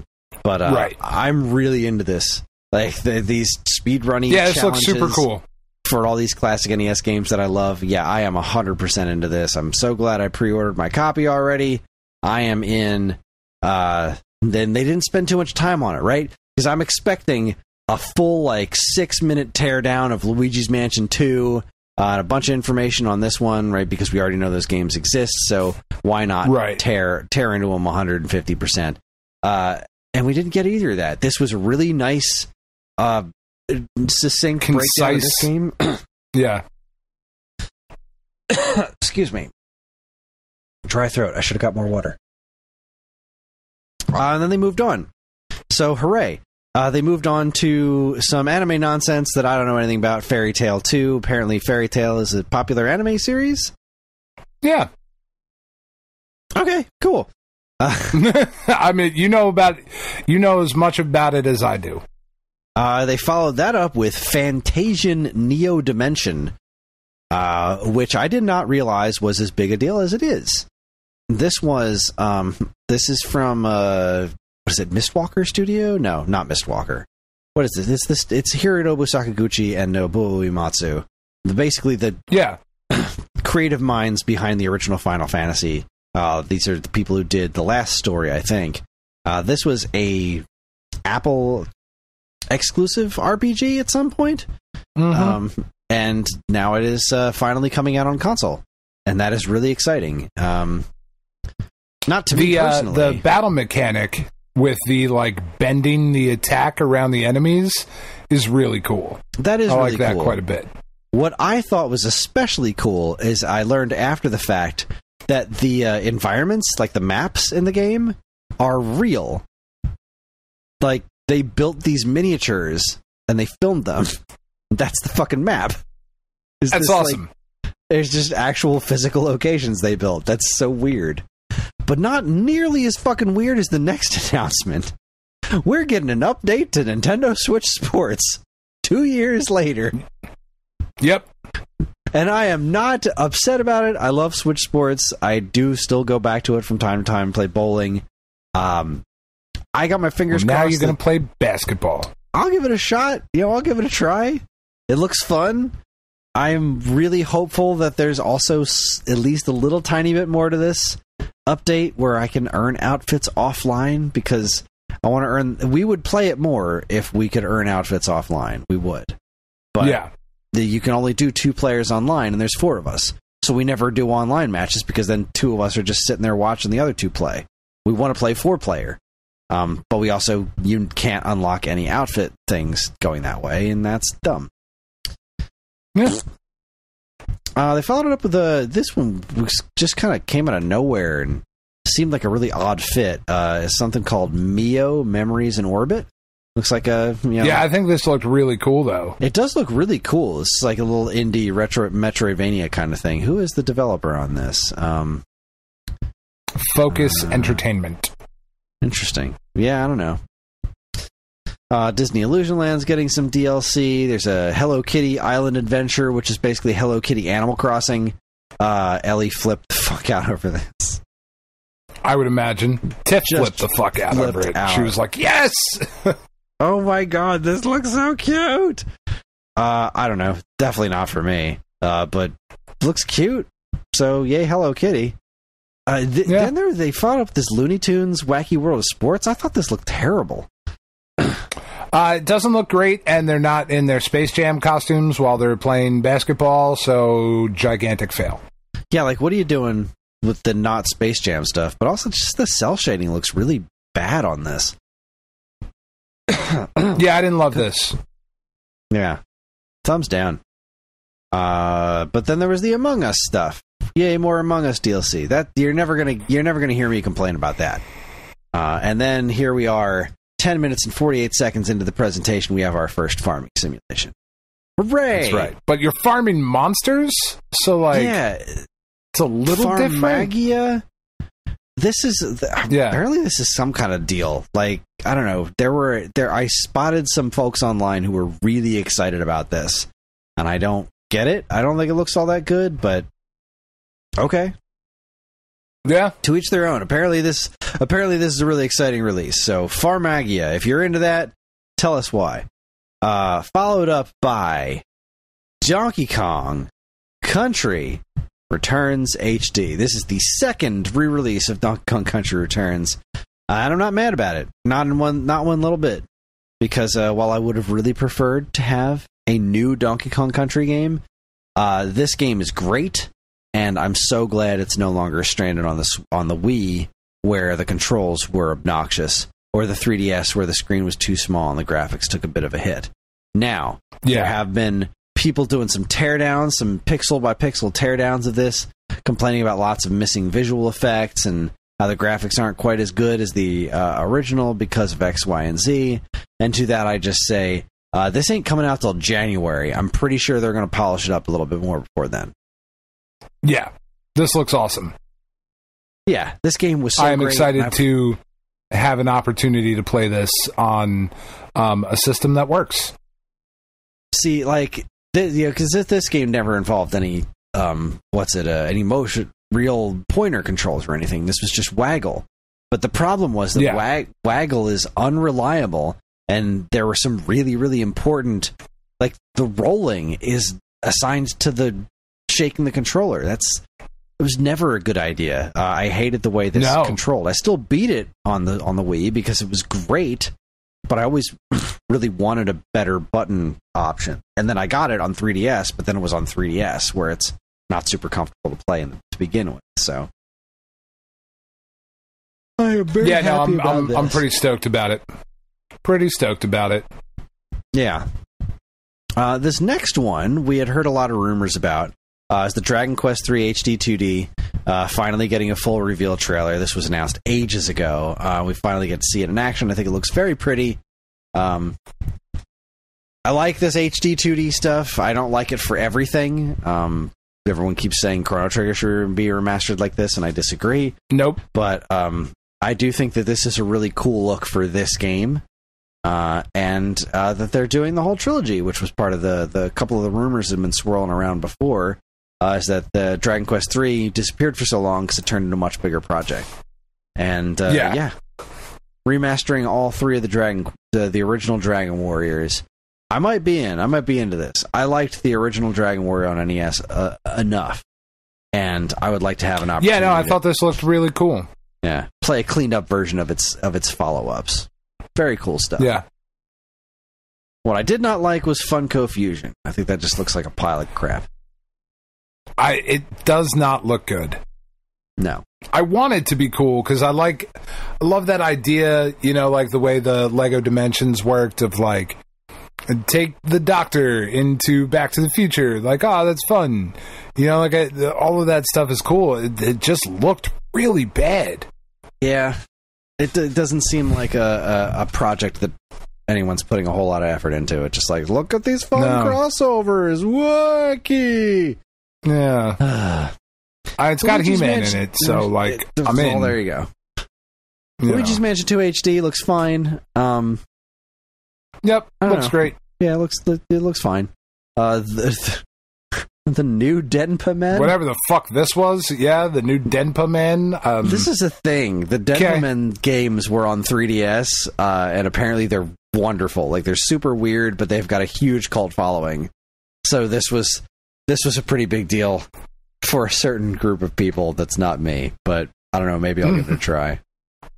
Is a Metal Slug Attack Reloaded, this is different from Metal Slug Tactics? Is this not the same game? Yes. Huh. I think. But more Metal Slug is not a bad thing.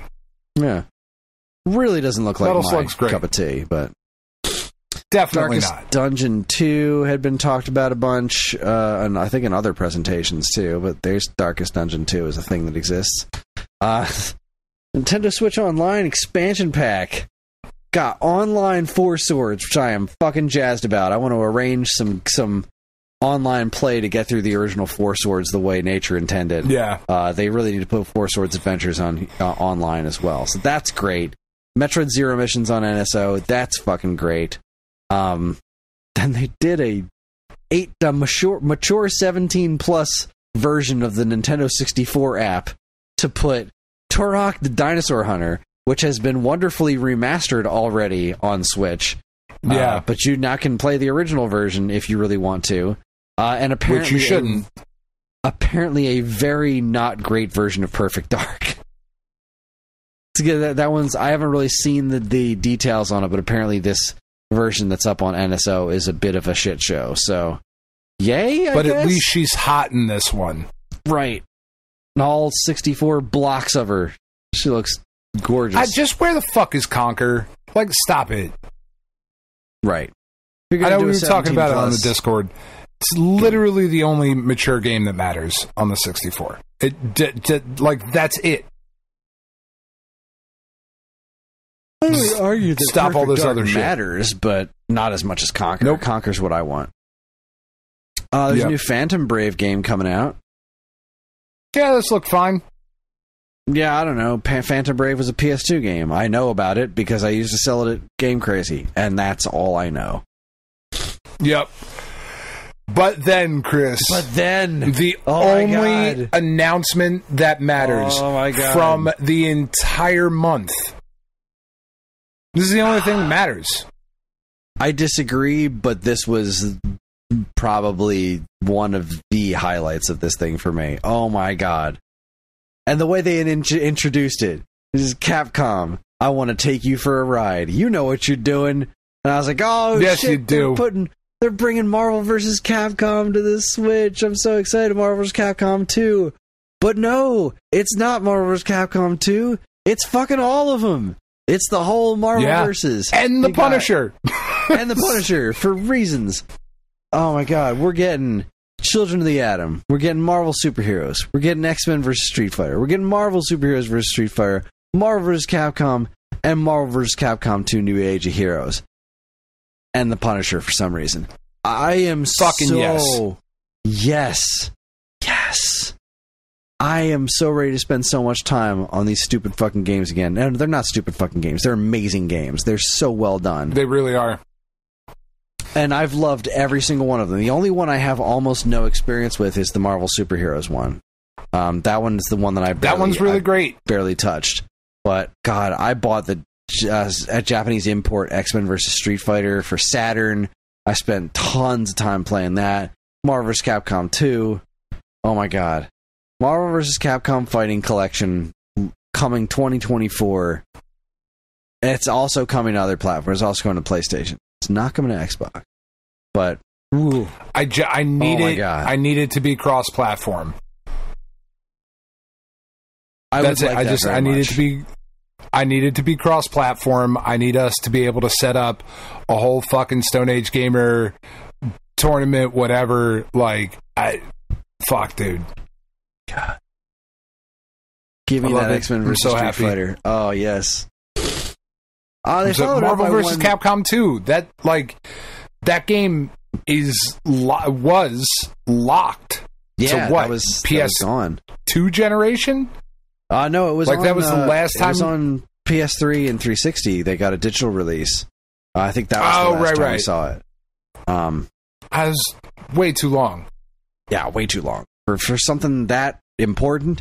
And it's getting a physical release, which I will absolutely be buying. Yeah. Yep. Because this is one of those ones. Yeah, you want the physical cart. You want that. That might disappear off of your system. Yeah. Really, so I'm back in business right now. I've been enjoying the show to this point, but there's been very little that's for me enjoying the show. But then that one was like, yes, that is a absolute purchase for me. You couldn't stop me from buying that if you tried.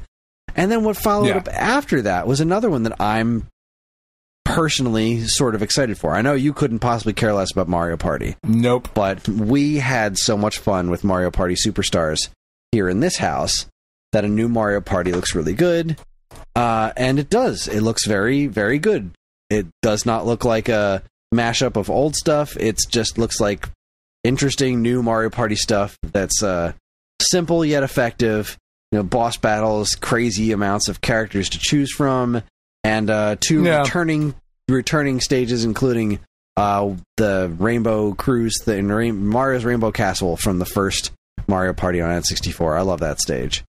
And yeah, I'm really excited about that. We will definitely be buying this one. I know you couldn't possibly care less. This next one, though, What did you think of this one? The Legend of Zelda Echoes of Wisdom. Man, when this first came on, I was like, immediately, ooh, this is Zelda. Why does it look like Link's Awakening? What the fuck is happening? And then because you start off in this Link fighting Ganon. Like, all right, this is crazy. What are we doing? Why are we doing this? What does this mean?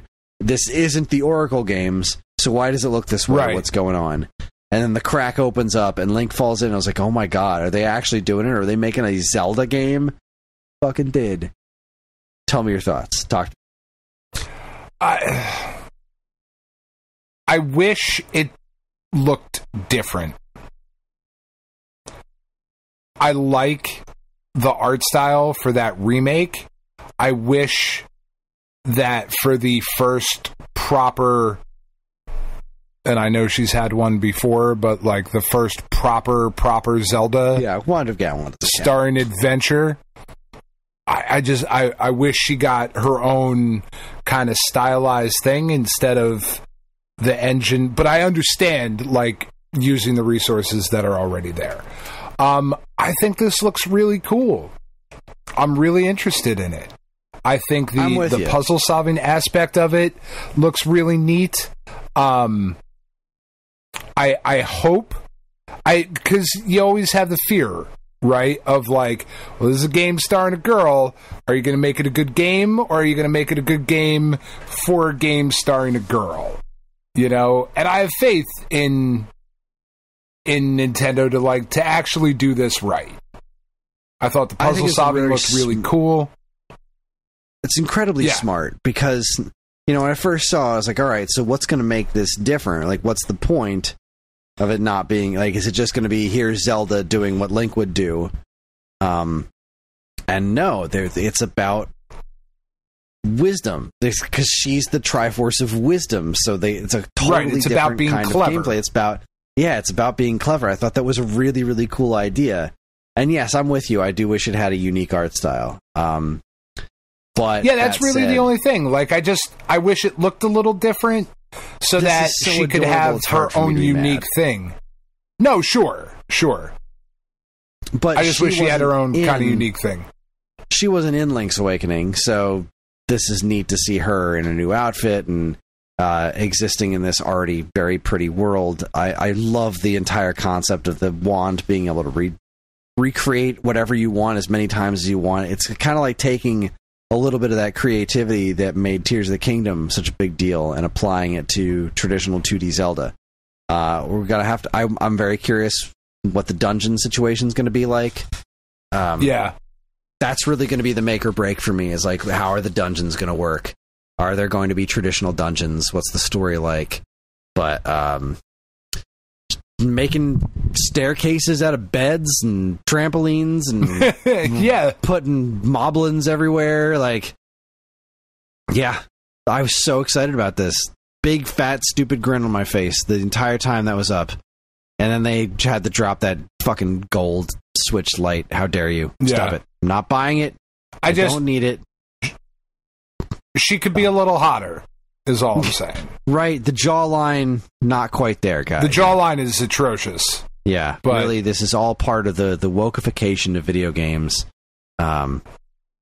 Here's the thing. There is a scene in this trailer where the traditional Zolas, or that eventually get renamed Zoras, but the Zolas are talking to Ocarina of Time style Zoras, and I lost my fucking mind. I'm really curious to see where all of this goes. Yeah, I'm so interested. So into this. What a great announcement. And then they followed it up with like a minute and a half of Just Dance, which can go fuck itself. Not that I have a particular problem with Just Dance, just that it always sucks up like 2 solid minutes of every fucking direct. Like, we already know, I don't know why. Just Dance it is must coming sell out. very well. It does. It doesn't need to be in the Nintendo Direct. It simply does not. It is a waste of everyone's time. No one's here for whatever's in Just Dance, whatever year it is. Stop it. Yeah. I followed it That's up fair. with Lego Horizon. Like, this was Yeah, already that's still a super surprise weird. in the PlayStation Yeah. one, and now we're seeing it in the Nintendo Direct. Yeah, it's still super so weird. to me. Looks I think neat. it looks really cool. Yeah, looks neat. Yeah. I love Horizon. Horizon's great. This is super fucking weird that it's coming out. I'm happy it is, though. Yeah, me too. You know how I feel about that shit.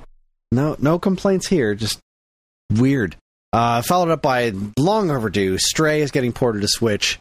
Doesn't look as good as it should, but No. I mean, looks that like they're- the whole time we were watching it, I was like, this looks fucking bad. And that this sucks. looks- yeah, because like, just look at the other It games. looks bad. Look at the other games in this Direct. Like, this shouldn't look this bad on the Switch. Like, clearly really this shouldn't. team does not have a good grasp on how to make the Switch work for them. And that's a shame because the game's But pretty it's good. such a cool game. It It's is so pretty cool. good. It doesn't. Again, I don't think it looks bad. It just doesn't look as good as it should. Like, where it's at is still acceptable. It doesn't look good. I disagree. Like the textures in the background, I know that's not like the make or break for the gameplay. This is the world's greatest platformer. And that's just all there is to it. However, it looks low budget, and it shouldn't. That really, really bothered me because it's such a cool game and it's so charming. I think some of it does, but a lot of it doesn't. It still animates very well. It's still, some of the lighting that they're applying, I still think looks great. I don't think it looks low budget. I really don't. I know what this game's supposed to look like, and I know what the Switch is capable of, and that's kind of a bummer seeing this look the way it does. It could get polished up a little bit. It's not coming out till holidays, right? We still got. I hope it does. Half a year, but it is a great fit for the platform for sure. For sure. This fucking Hobbit game looks hideous. Ugh. I don't care about Lord of the Rings. I just don't care. I love Lord of the Rings, but not this much. Just absolutely not. I just don't care. I could not care any less. I am very happy for people that are excited about that game. Could not give a fuck less. I haven't heard anyone say a single thing about that. I haven't heard anybody That's not what say you want. anything about it. After it, though, Capcom making dreams come true with the Ace Attorney Investigations collection. That second Miles Edgeworth game, people were so pissed that didn't get localized. And here it is, finally coming localized. This is hitting the Switch. I think it's hitting PlayStation as well. I'm sure, yeah. Magnificent. Yeah, it looks awesome. Good on you, Capcom. Keep that shit going.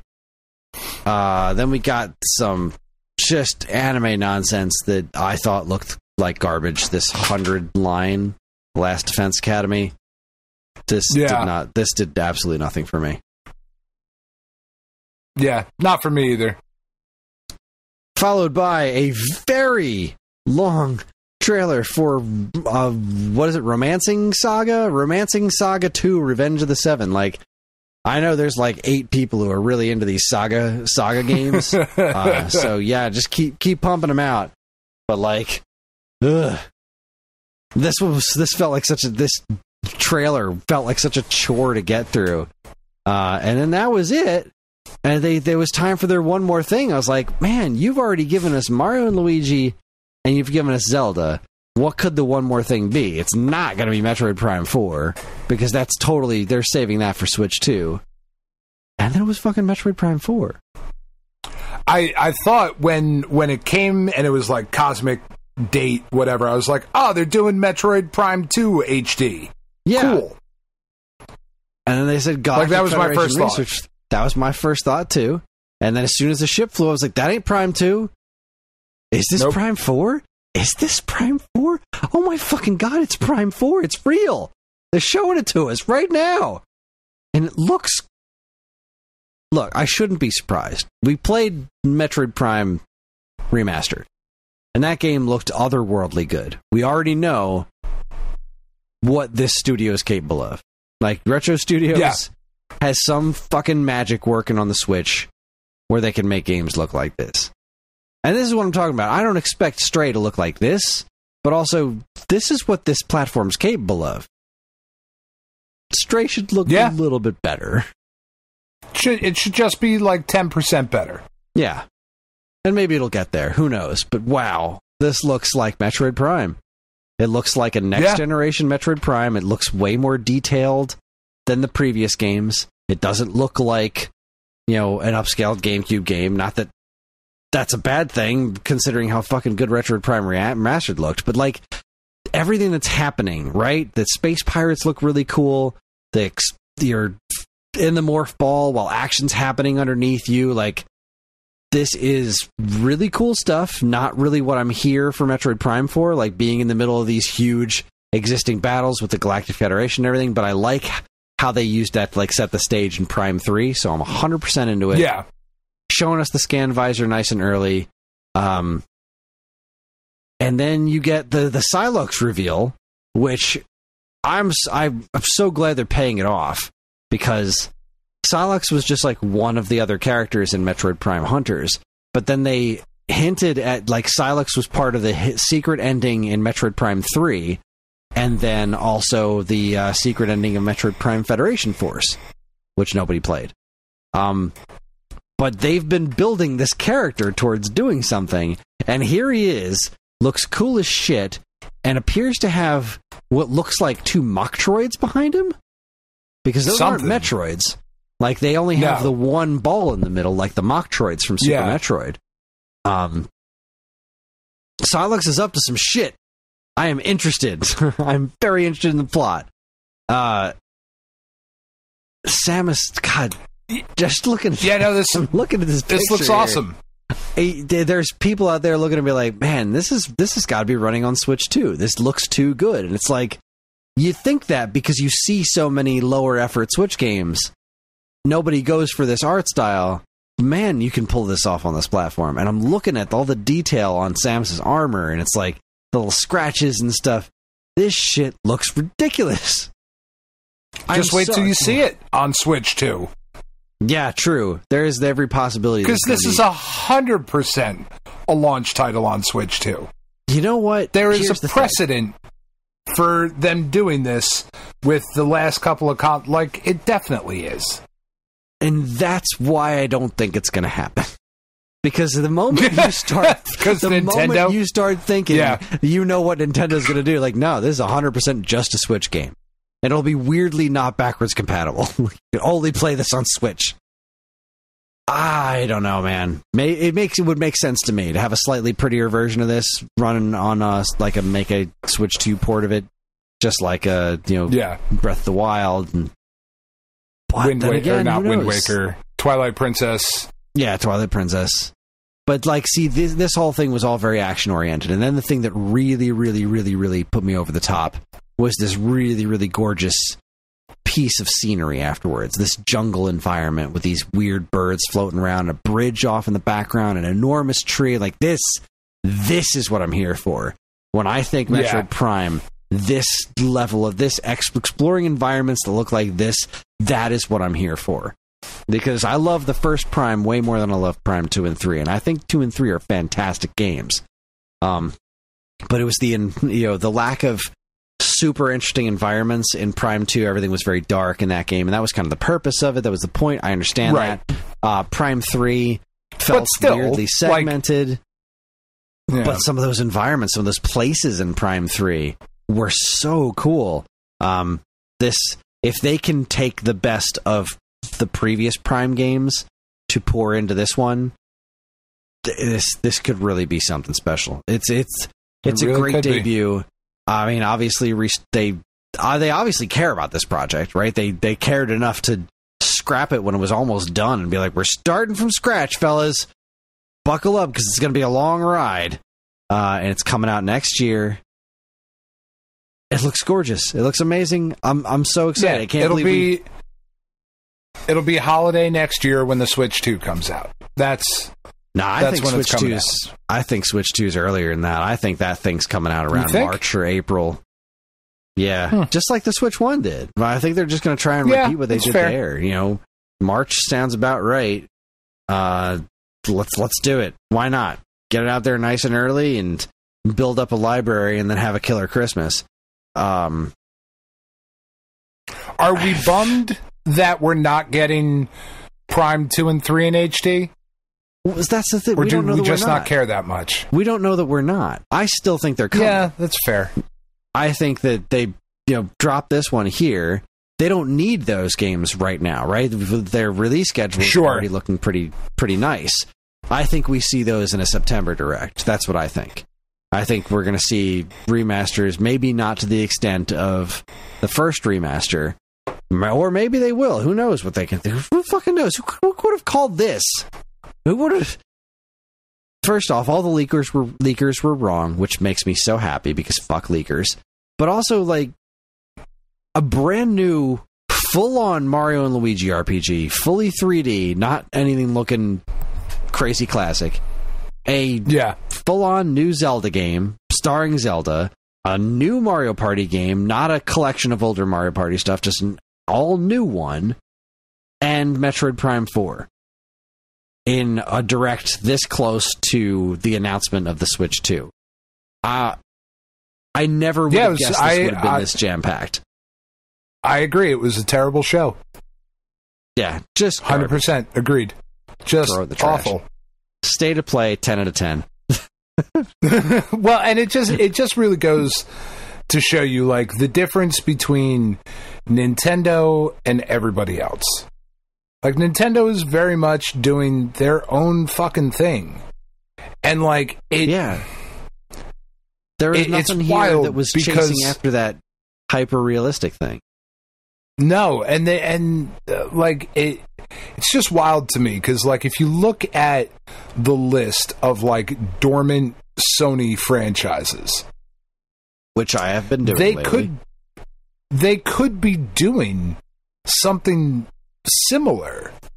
Like, absolutely. There is just a fucking wealth of abandoned, at this point, I think is fair to say, PlayStation franchises that instead of going like, not everything has to be God of War Ragnarok. Like,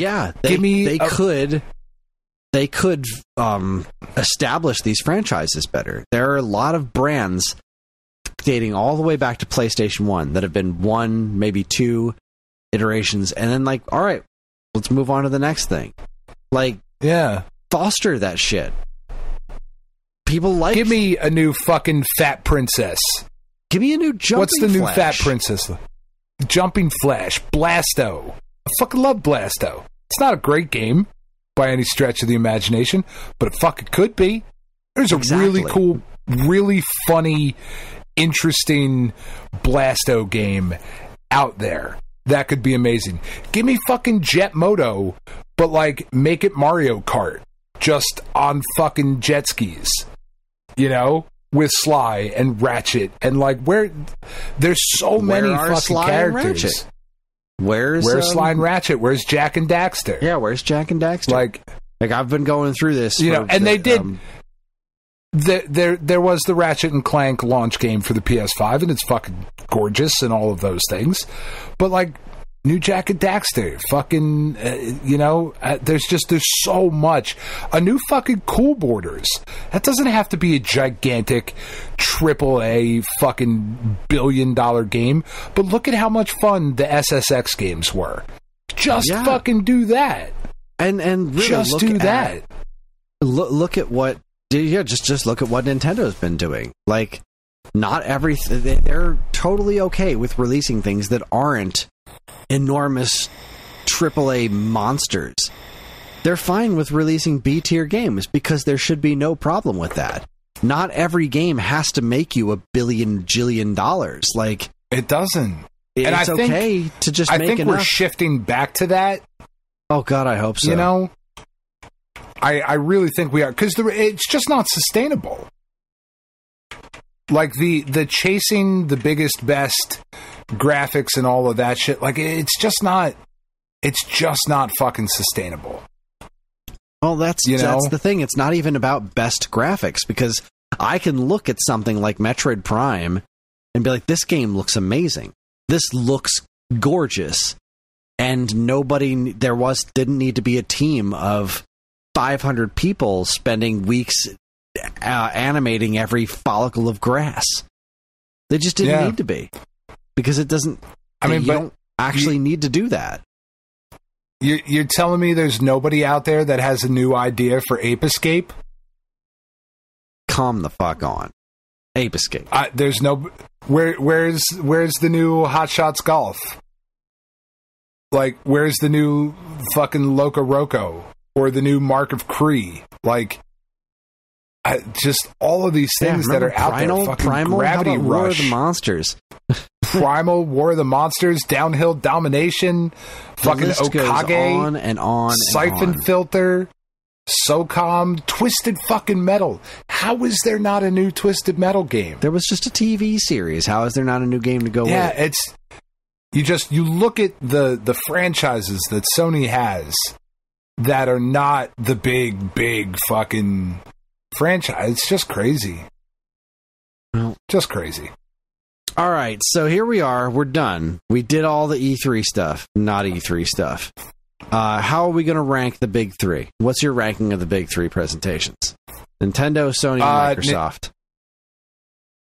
Nintendo, Microsoft, Sony. I thought Sony's showcase sucked. I agree. Microsoft was not as good as it needed to be, but it was still really solid. Nintendo weirdly, I wouldn't say knocked it out of the park, but they definitely hit like an infield home run or something like that. Inside the park home run. There you go. An infield home run would be very impressive. That would be very impressive. That would be insane. It's late. Me brain stopped working. Fuck, the Phillies did lose today, didn't they? 5-4. You bastards. Oh my god. The Yankees got their butt spanked. Why? Oh my god, they got destroyed. Yeah, 8-1. Carlos Rodon got fucking beat up. Yikes. Really bad. But like, yeah, no, like looking back at the state of play that Sony did, it was Astrobot looks great. It does. And they showed the Horizon. Lego Horizon was in there too, right? That's when we saw that it was coming out on Switch. But outside of that, like, there were cool games that they showed off, but it was very similar to Microsoft in that it was all just kind of the same thing. You know, like, it just was okay. I didn't see no Hatch Tails. No. You know, like Silent Hill 2 is a big deal. Monster Hunter Wilds, it's a big deal. But, like, all those are, you know, like, it's all multi-platform stuff, which is kind of what Xbox's problem was, too. Like, it's all multi-platform. And I do love that all of these things are coming to multi-platform. But, like, if you're doing a Sony state of play, where are the PlayStation franchises? Like, cool, God of War is coming to PC. I don't give a fuck. You don't need to announce that here. Yeah, that's not what we're here for. We want to know what's going on with the PlayStation brand. So PlayStation it up for me a bit. You got a new Ghost of Tsushima that you're working on? You got something coming from the guys that made Siphon Filter and Days Gone? Like, what are we doing with our shit? I don't know. Yeah. Nintendo, Microsoft, Sony. I don't even think Microsoft's was all that good, so it's like Nintendo and then whatever. Right. But I do think the Microsoft one was better than the PlayStation one. I'll buy that for $1. It was just bigger. Yeah. It was just bigger. They had more shit. Well, I heartily agree, and that's going to wrap things up for us. That's going to cover our E3, not E3 for this year, and I thought it was a lot of fun. There was some good stuff this year. Hooray. The Marvel vs. Capcom 2. Fuck everything else. Seriously. I'm so irrationally excited about that. I'm sad that it's not specifically the Dreamcast port, because like I want to go in and out of the shop over and over again, buying characters, and I don't care. I'm gonna play so much of that collection. I'm gonna just beat the heck out of it over and over again. So excited. I'm so glad all those games are coming back, because I know Marvel vs. Capcom 2 is the one, but I will always love Children of the Atom. I will always have a soft spot for X-Men. It's an awesome game. There's so much good shit there. Love it to death. Superheroes with all the fucking Infinity Stones. It's awesome. All right, with that is our show. Join us next time for the June 10, 20, 30, 40, where we'll be talking about all the big games released in June of decades past. We're on most social media platforms, and if you want to get in touch with us, we aren't very difficult to find. All it takes is a quick look at our show notes, and you'll see links to our social media accounts, as well as all manner of other fun stuff like a link to our namesake, StoneAgeGamer.com, and more useful links than you can shake a joystick at. If you'd like to get early access to this show's episodes, as well as a bevy of other shows on the Geekade Podcast Network, check out our Patreon, also linked to in the show notes. It helps keep the show running week after week, and all our patrons are loved and appreciated. The show's theme song, Squared Roots, was written by banjo guy Ollie. You can learn all about his wonderful music and more by following the link to his YouTube channel, also in the show notes. And finally, as always, we'd like to thank our intrepid editor, Evan, for making the show listenable for all you folks. I'd like to thank all you folks for listening in the first place. That's it, everybody. On behalf of Dan and myself, keep playing games.